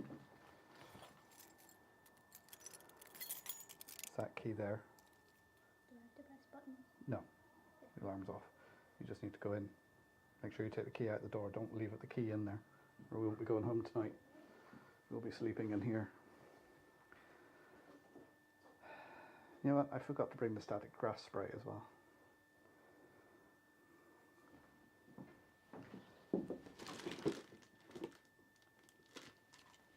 No fear. I have another bottle. Ew, what's in the bottom of that?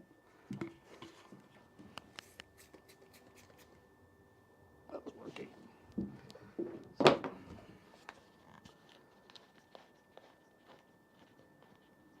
I've got 4 girls, 2 boys. Oh, that's why it's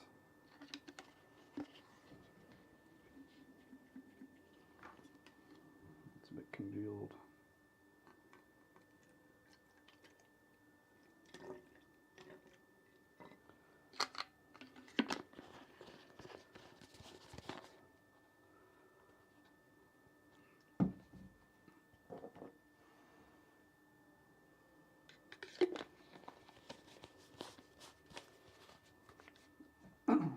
Any of you who'll be at Worley in November, Rachel will be with me.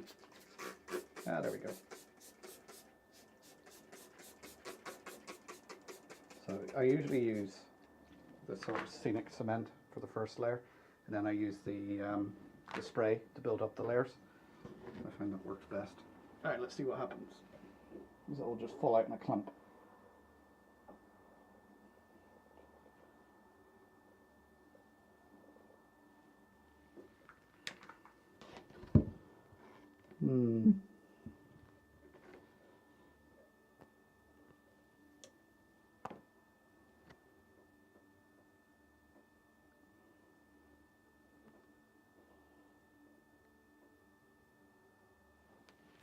Ow, shit. Sorry, that was a little static shock. I'm crunching your mic. It hasn't really stood up very well, but it is only 2 mil, so.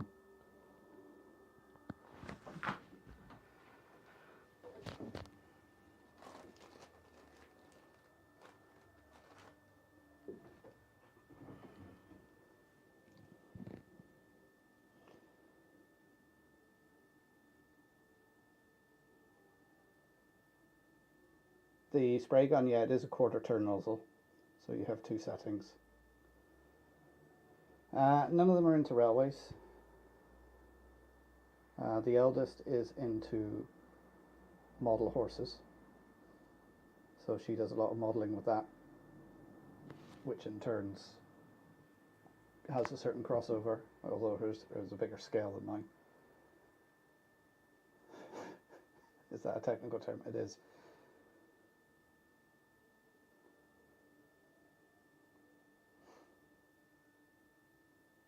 Yeah, it also looks a bit bright, that, so I think what I'll do is I'll add, I need my layering spray, which I don't have with me, is I will add some dead grass into that, and then using various bits of colour scatter to add flowers and that to it, and then using some of the thicker stuff to make bushes and a few trees on there. But I just wanted to do a test run just to see how it turned out.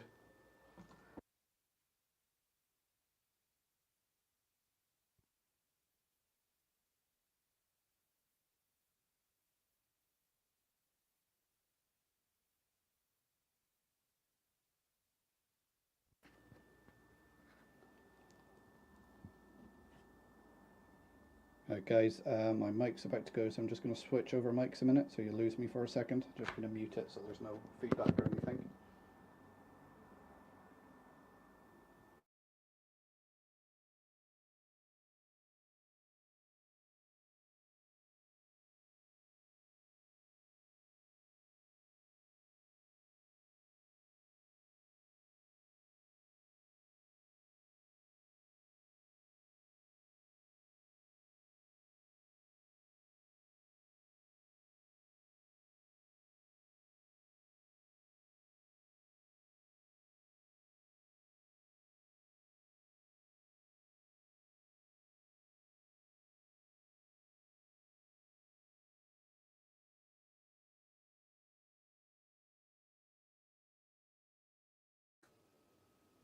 Right, it should be back. Can you hear me now?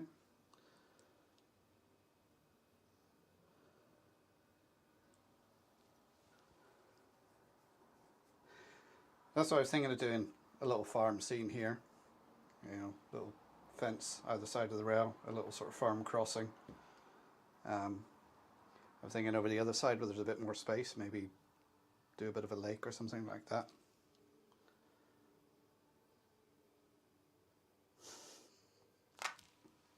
Well trained, brainwashed, yeah.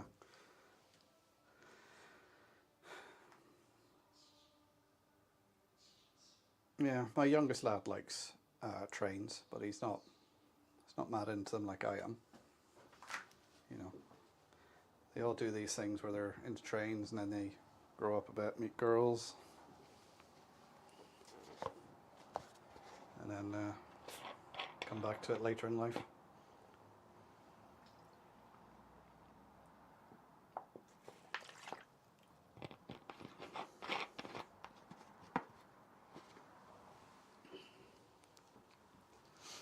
Yeah, I'm not sure if there's much more I can do in here tonight now.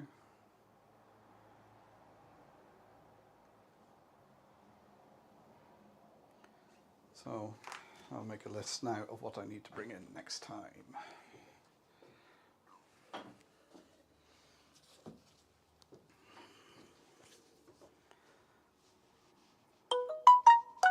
Oh, that's loud.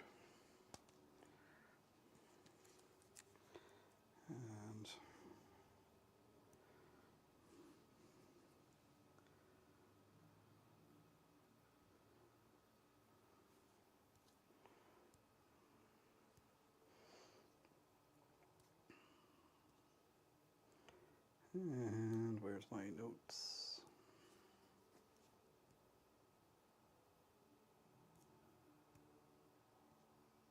They're still playing music up on the diamond. We're supposed to finish at 9.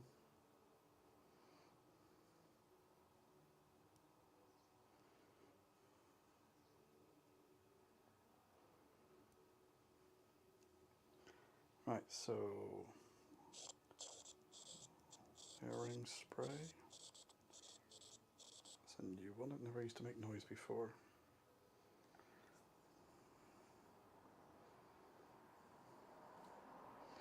What else do I need to bring in? More plaster.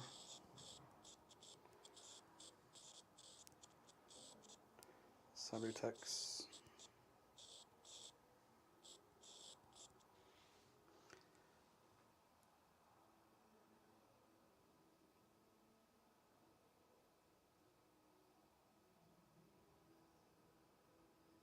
No, you never finish a layout.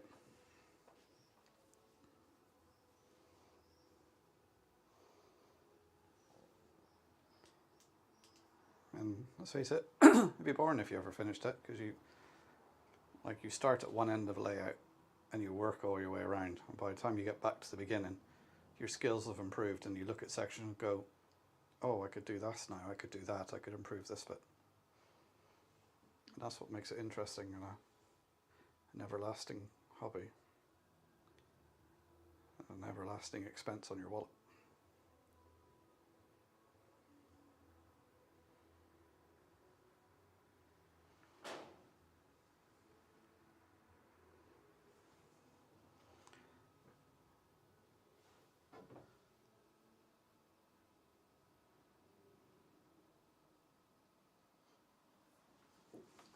Brainwashed my son, so now he's a network rail signal engineer. Oh, very good.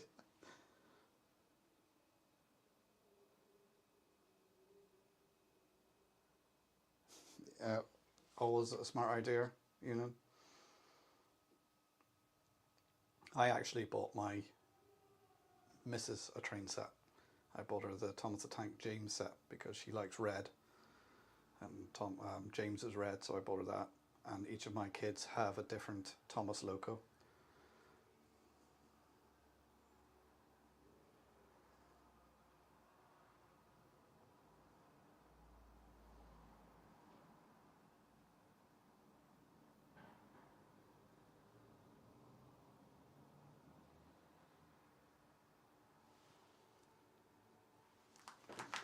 Yeah, so I'm Percy, the eldest is Thomas, and then the next two are Bill and Ben. Then the son is Gordon, and Rachel is Emily, and then the little lad is Devious Diesel. And then I even got Henry, and there's another big steam engine, what's that called? Henry, and another one for some of my nephews, and Duck for my niece.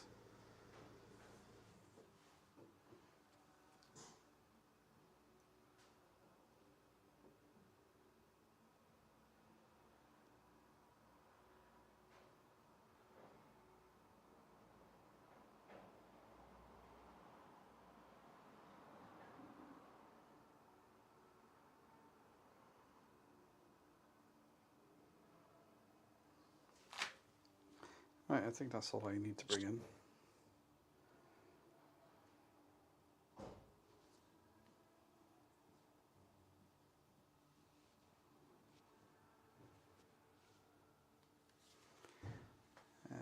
We need track cleaner as well. Oh, I got the ballast wet and now it's the PVA's dissolving.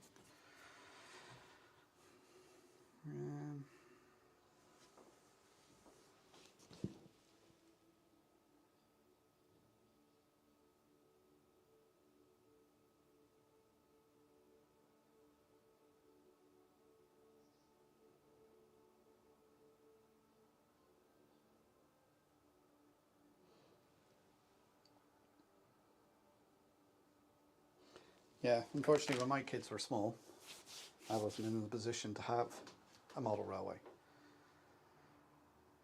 Well, there is, see, when they were about 4 or 5, I did start building a layout in the attic in the house I was living in, and there's pictures of them up there in the centre bit, running their trains, enjoying it. But then we moved house and I didn't start building my layout properly until about 2 years ago, when we finally made some space for it.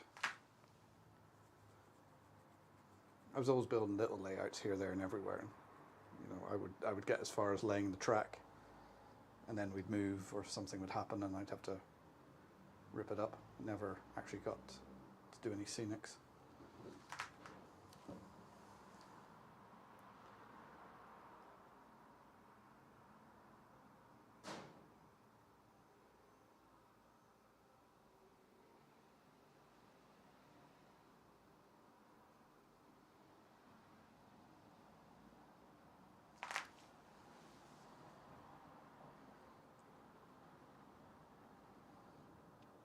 I've always been into trains, which is strange because I grew up in Donegal, where the trains have been gone for 20 years by the time I was born.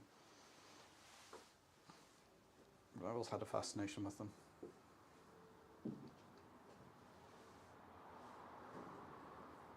What's that banging?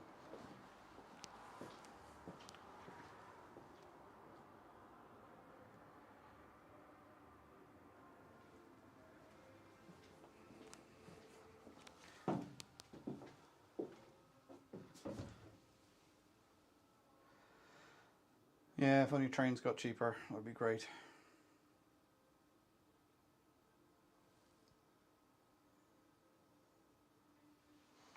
Yeah, I've got a collection of planes as well. You know, not the like Airfix ones, but the actual sort of plastic model ones that you might just have to put the wings and tail on.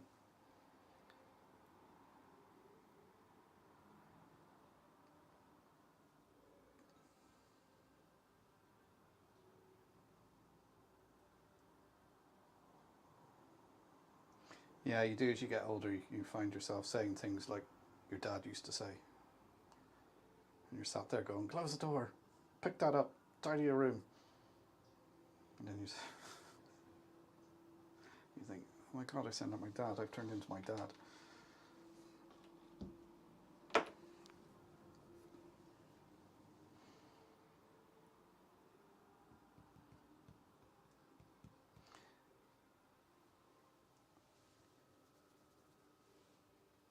Yeah, I use coffee stirrers as well, because here on museum grounds we got a little weighbridge hut, which is a coffee hut. So I got the guys in there to get me a box of stirs, and it cost me a couple of quid. I use matchsticks and thread for making fences. I've got a video on them somewhere. If you look through you'll see I made a little jig for making the fences.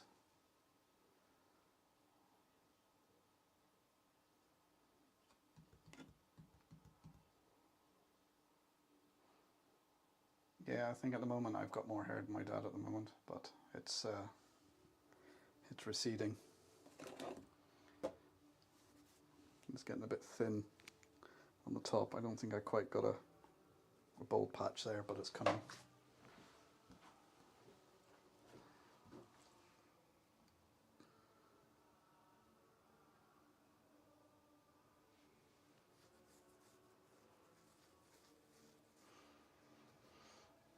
Yeah, I've got a plane that you can, it's supposed to be a flying model.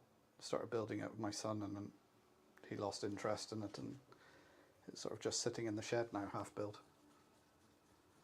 He's now into guitar, learning his guitar.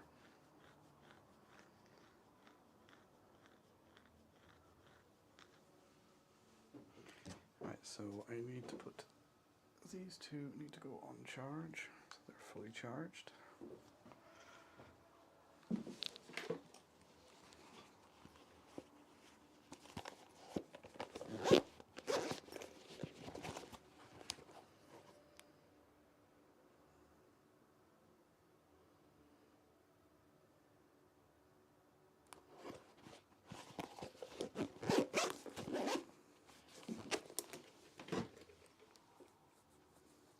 Sounds like there's a right old hoolie going on up the town.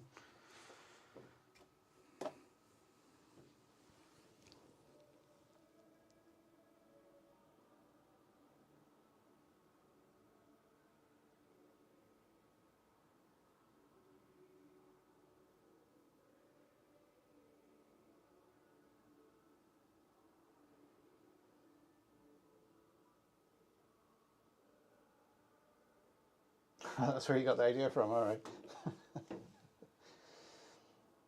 What I also used is I got strips of balsa wood and just cut thin strips of those, but it's very hard to cut an even strip. I suppose if I had something like guillotine, that might give me a nice thin long strip. Are the red arrows in Dublin this month? I haven't seen the red arrows in years.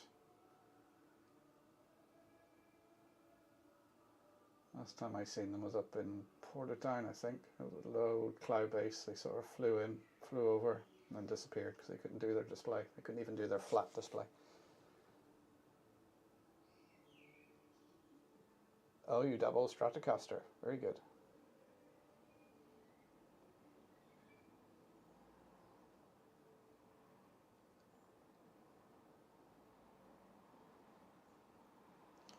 Yeah, I was thinking now, is there something else I can do while I'm here? Which I'll probably think of it when I leave and go, oh, I could have done that.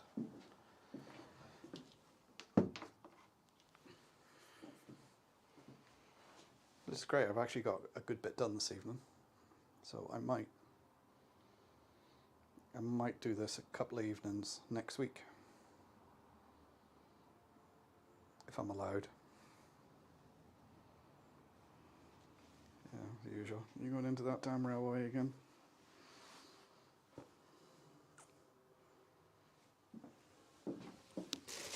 Let's have a quick tidy up and see if there's anything I need to.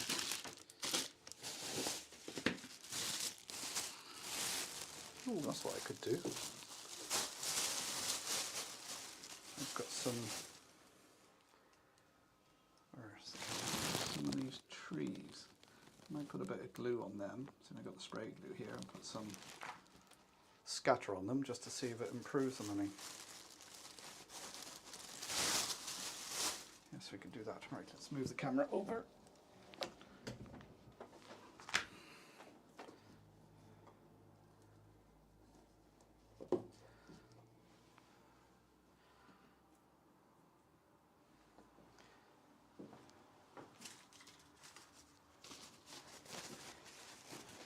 Puts down some McDonald's napkins. Always handy to have in the glove box of the car.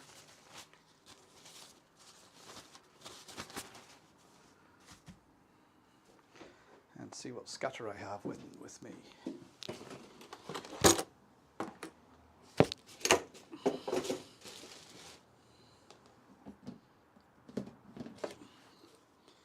Coarse turf bird grass. Coarse turf light green.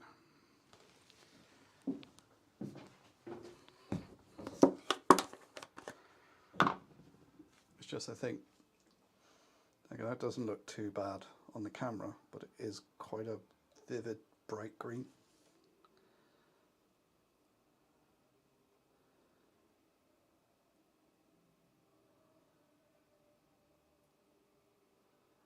Hi Bernie. You got more Deltics being delivered. How many is that now?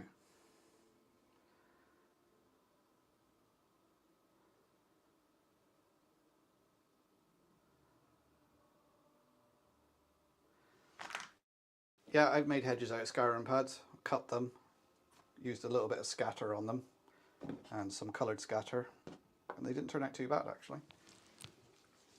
Right, let's just see how this works. Nope, that's the one that's not working. Or is it? Oh.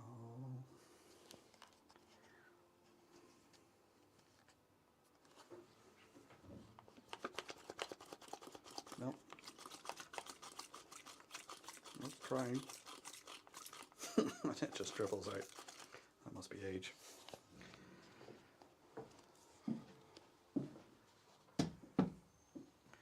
Okay, who's seen where I put the other one?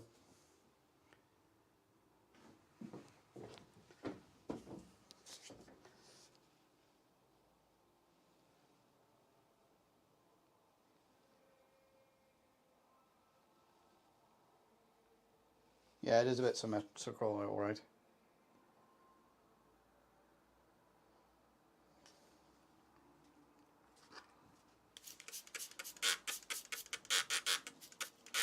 Usually for this I would use hairspray to stick it on, and then when I'm happy with it, then spray it with the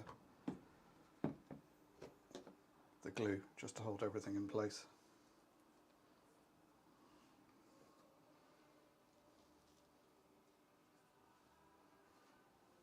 Plus the fact when you're, see now I should have sprayed this away from the paper, because all that's going to glue to the paper now, so I'm going to lose some.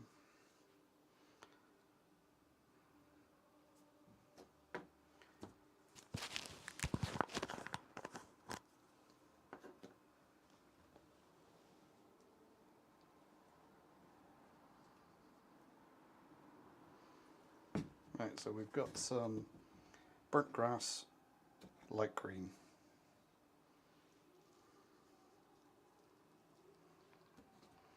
I think this coarse turf might be a little bit too coarse.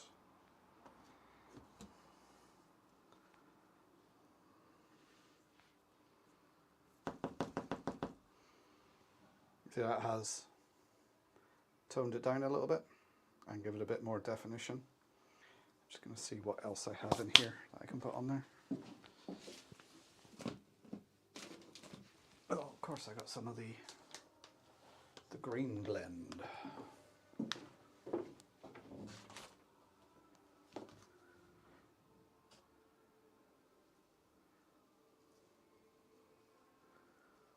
Yeah, the finer stuff is going on better.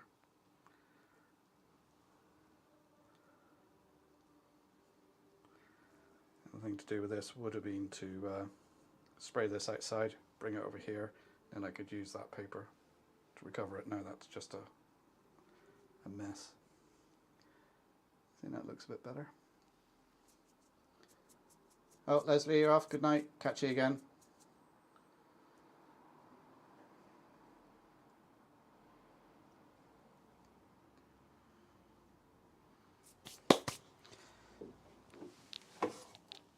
Let's see what colours I have to put on there. A bit of red, perhaps.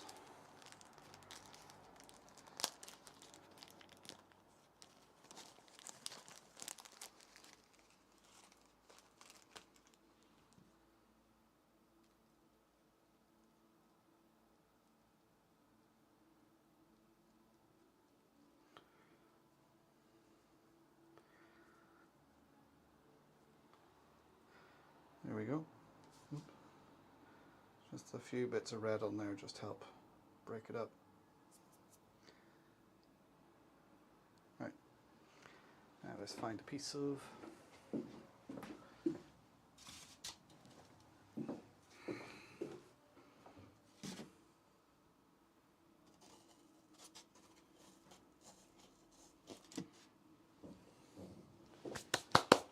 dry. So that's something else to add to my thing. Hairspray. Bring that in.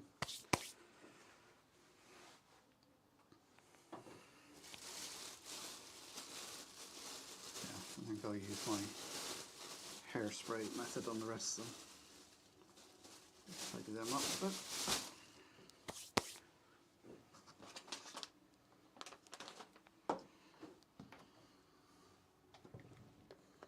It's surprising how far these tubs go. I know they're what, 13, 15 quid a pop now.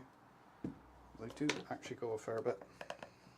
I have in my past, in the past, made my own scatter out of sawdust and different paints. But the problem with sawdust and paint, if it's in a bright area of sunshine, it does tend to fade, and it can fade quite quickly.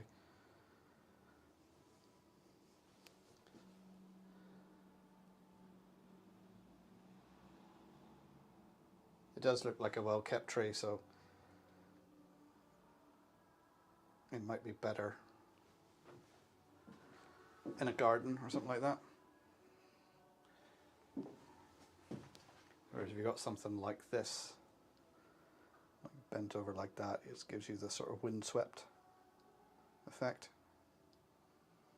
So I'm never too bothered about these seafoam, straightening it out, because you put that there beside another tree you know, you have it. You know, a pile of trees together.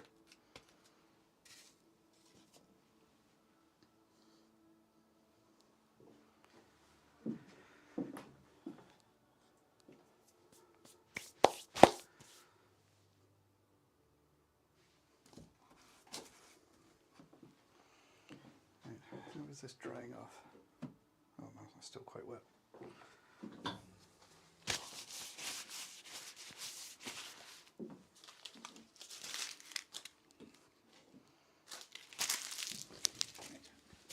Have to make a rubbish pile in the corner somewhere.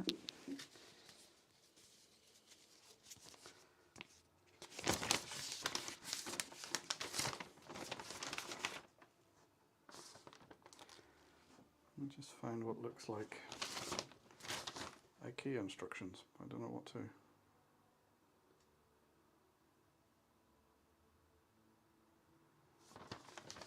Something electrical.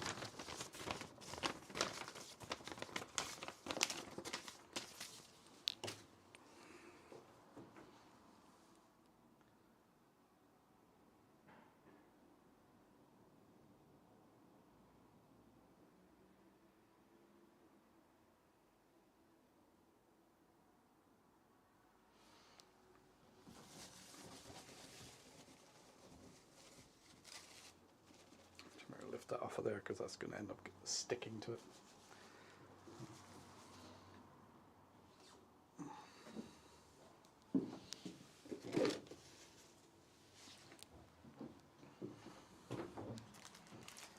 Yeah, so these little packets of colour, red, purple, pink and yellow, these are from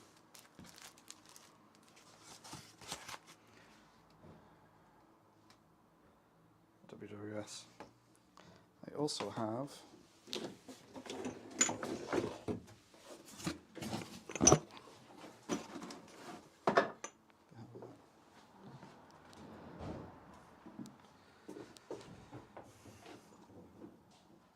these ones as well, which are from Woodland Scenics, kept in spice jars. And I actually was thinking, looking at different coloured spices, going, oh, I could use that as scatter. I got some oranges and reds and stuff. The Woodland Scenics ones are just as good. The reason I got the WWS one is because they had a purple colour, which they didn't have in the Woodland Scenics. I wanted the purple for heather.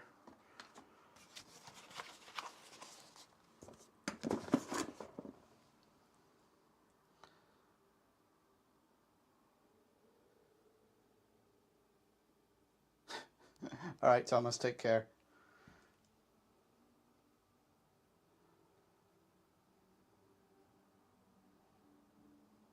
Have a Horlick, she'll be asleep when it's around.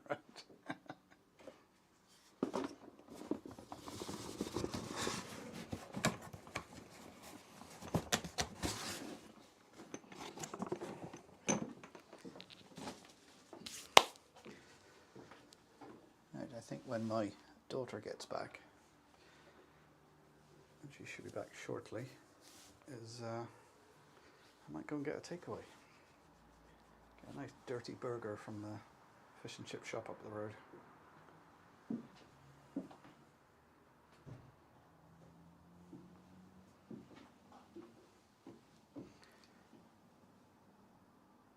Alright, catch you again, Thomas. Enjoy the rest of your holiday.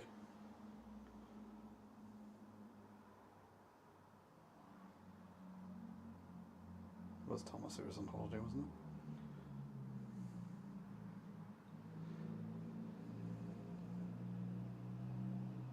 Purple under the Jubilee. No. No Jubilee around here.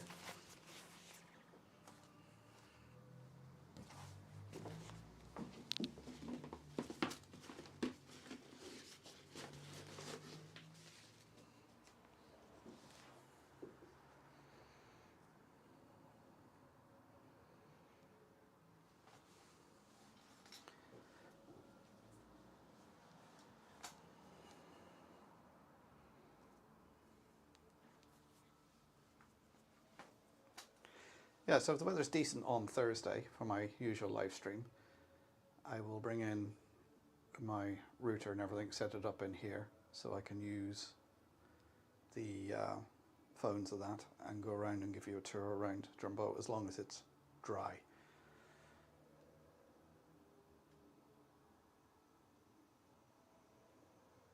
Hi Clive, how's it going?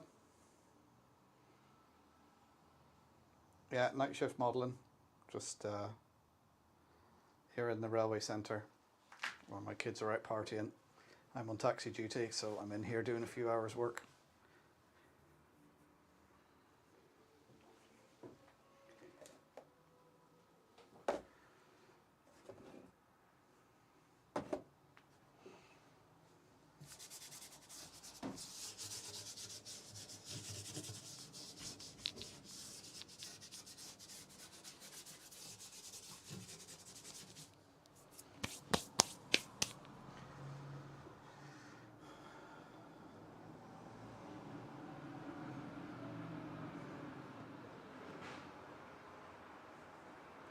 Yep, there's the Dublin bus in.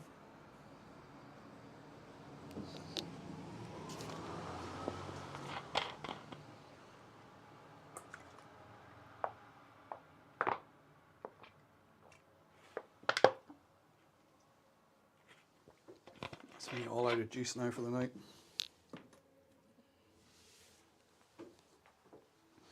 Suppose I could go up the town and have a couple of Guinness Zeros.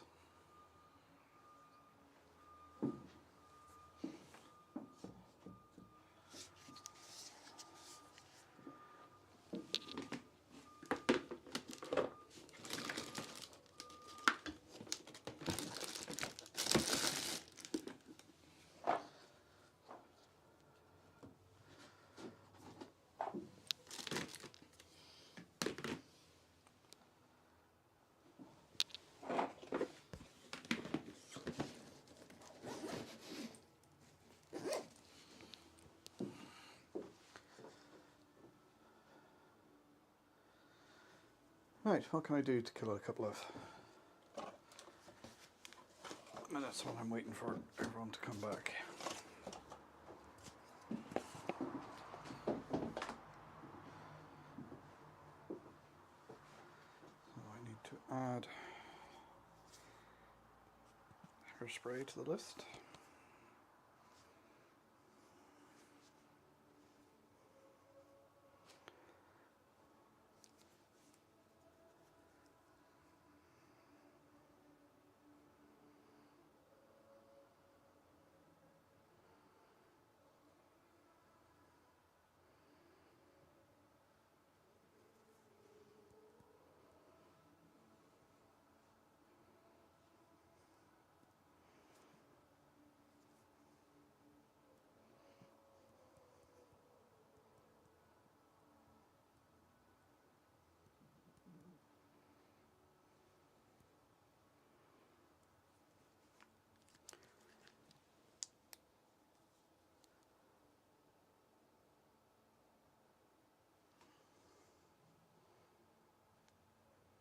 Right, still here guys, I was just adding stuff to my phone list. Right, so that's done, that's drying. Done some of the static grass, didn't turn out too well. I'll bring in my layering spray. That usually works better with that. Started doing some of the trees. Again, need my hairspray to do that. Hopefully this will be dry tomorrow. Give it another over with the water plaster mix. Let that dry. Paint it. Tidy all this up. Do the grass on this area. Figure out where I'm going to put the houses. Do the paths. And then that'll be this side sort of complete.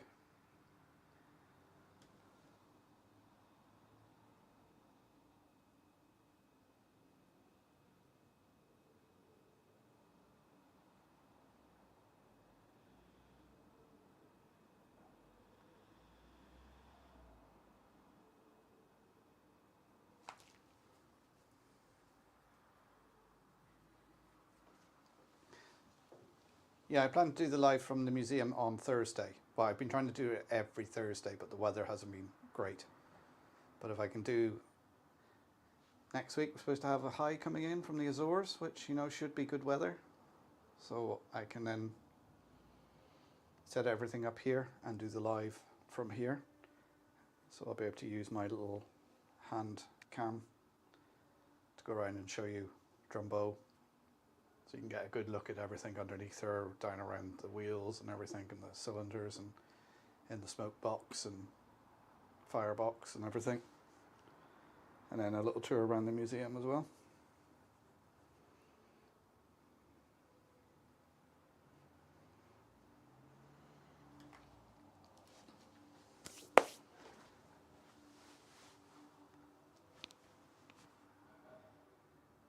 Yeah, so I don't think there's much more I can do here tonight now, because I've sort of run out of materials and I'm waiting for stuff to dry. So we can just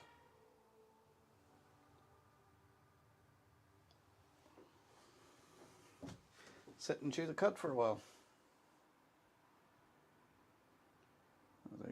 Everyone should be back in another hour anyway.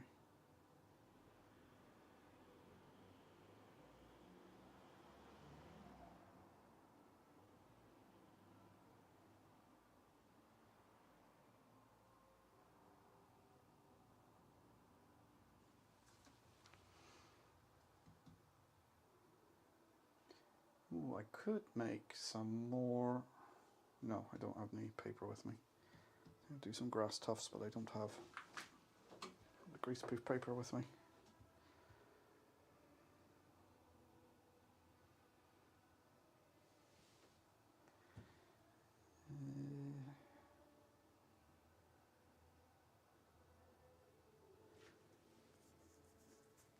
I can't even run the train round because I need to have stuff in to clean the track.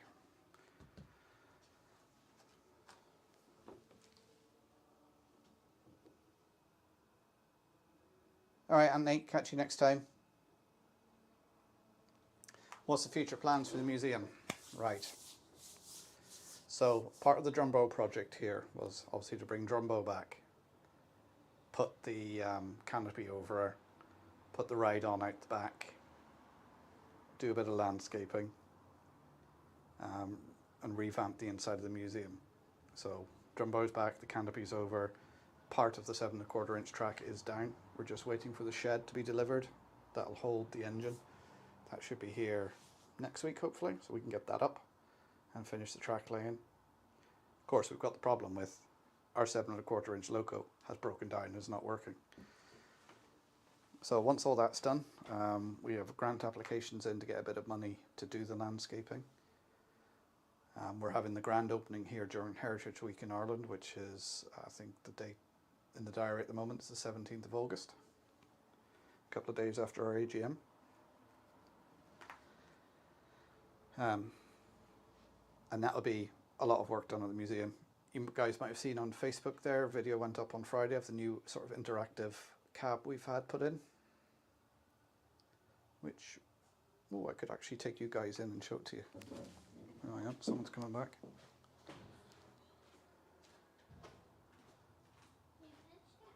No, I've got to wait for Jennifer to come back. Where have you been? In the railway with Anya. Oh right, you've been in there, have you? Yeah. Where's Anya now? Right over there. Hiding, is she? Do you want to go up to Little Max and get some food? Would you like anything?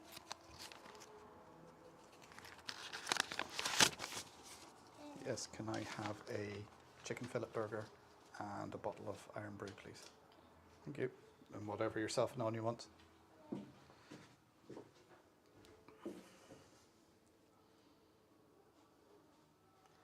Right, so that's what I'm going to do is I'm going to move, because it's just next door in the rail car and I've got the door open for that because I'm running out a network cable from there.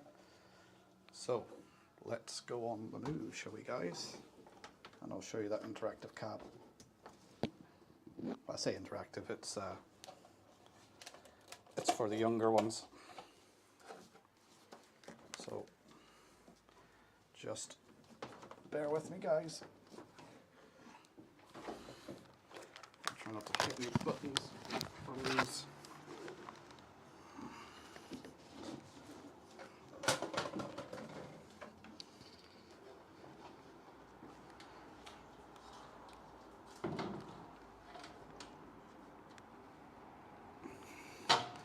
So I'll keep going for a little while longer with this, and then once she comes back with my food, I shall call it a day. It's a bit dark in here. I'm just going to put you on the floor while I go and put some lights on.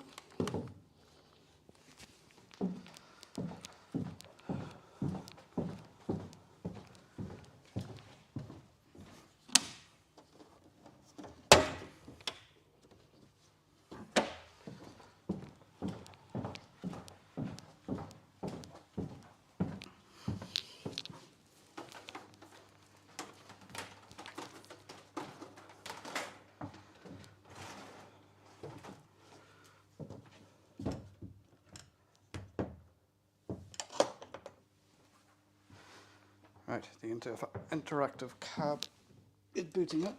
Let me just...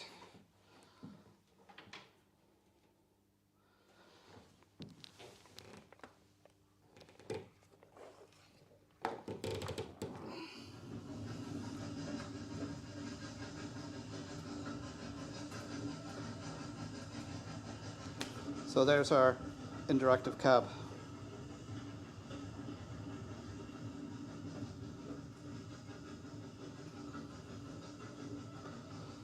So, in the two portholes, there's an image of a train going down a track. I'm not sure if that's been picked up on the cameras. Lift it up a bit more to show you.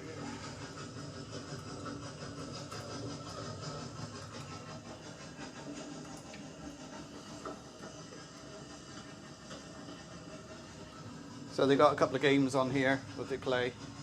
So we have... Here's a somewhat simplified steam locomotive. I With got many this trains off of this era, somebody on the boiler YouTube. is I got clearly his permission to distinguishable. use it. A steam locomotive needs water and then it just teaches you how the basics of a steam engine, how it works. So you've got to add coal to the fire.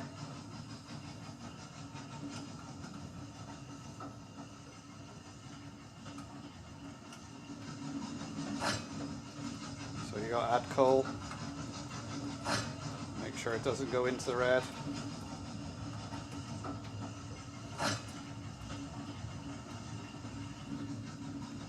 So if I add another shovelful of coal,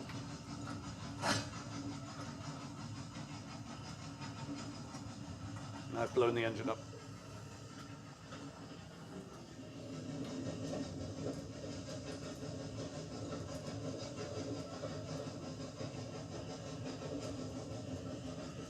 Yeah, the problem with having steps and things for kids to see out is because if you're down at this height here, so the height I'm here, you can see out the windows. Having seats or steps or anything on here is kids will climb, kids will fall, and then the parents sue.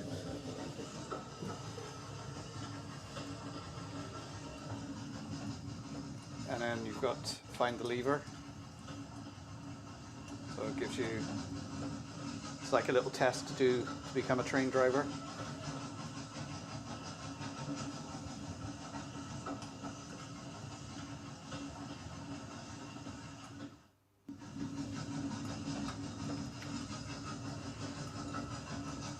So what do you use to make the train move? You use the regulator. You get it correct. And it tells you a little bit about it.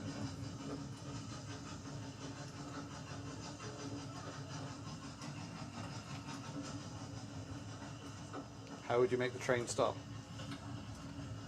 Well, over here you got the brake, so you just turn that. And it tells you.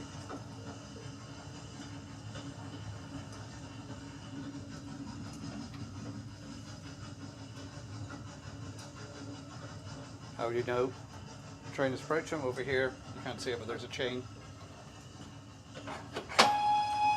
Blowing the whistle.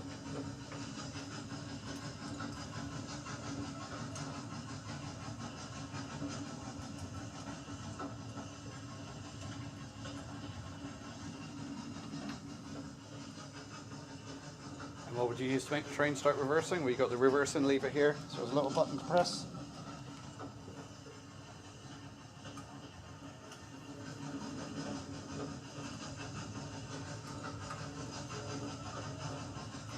And then see if I got the job. Well done, I got the job. I'm a qualified train driver.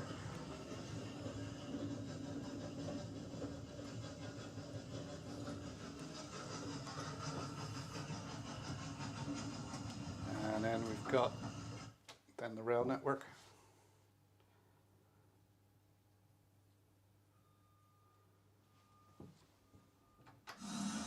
So then we got a little map of our network that used to be here, following the train up.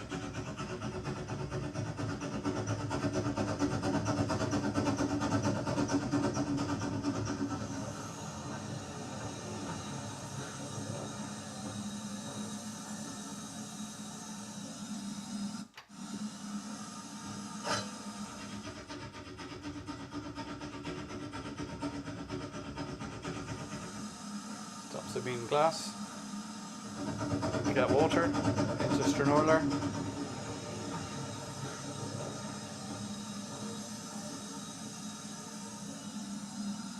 Leave the station.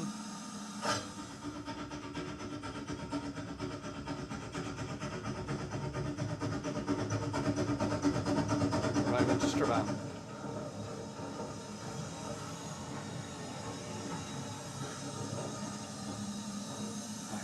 I'm going to turn it off now because it is quite noisy and we have a B&B next door, so I don't want to disturb them.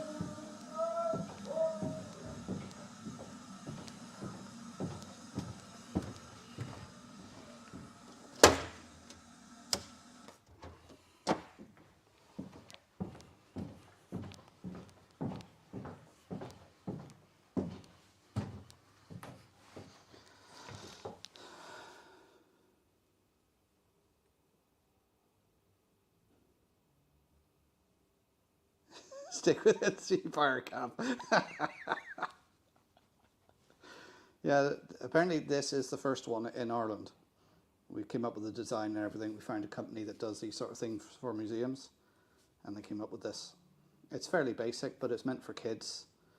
It gives a bit of information. Parents will enjoy it as well.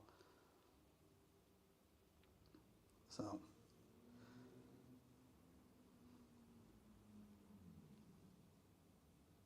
I have to clear out the slack, yeah.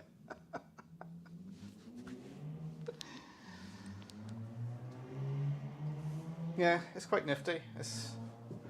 It looks the part, and with like a bit of copper piping and a few fake dials and that, it just gives the impression of a cab. You know, we have the real Jumbo out there that people can go and stand in, which unfortunately doesn't have any of the dials or pipes on it because they vanished a long time ago when it was sat out in the open. Right, actually we'll just plug the laptop in.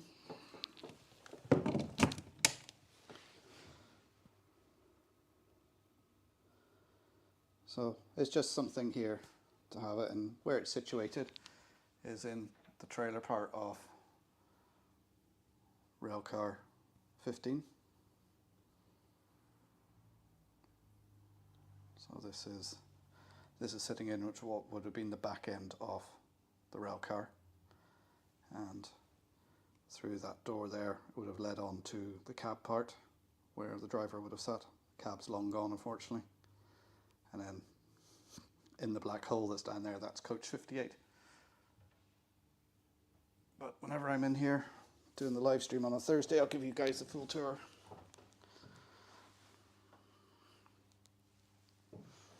Yeah, so there's another little string to our bow in here, something to get people in, so people can learn about trains and what we once had here. Get the younger generation excited.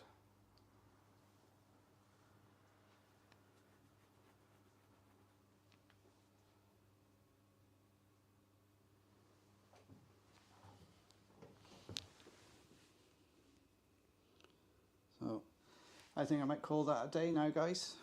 I've been on for over 2.5 hours now. Rachel will be back shortly with my burger.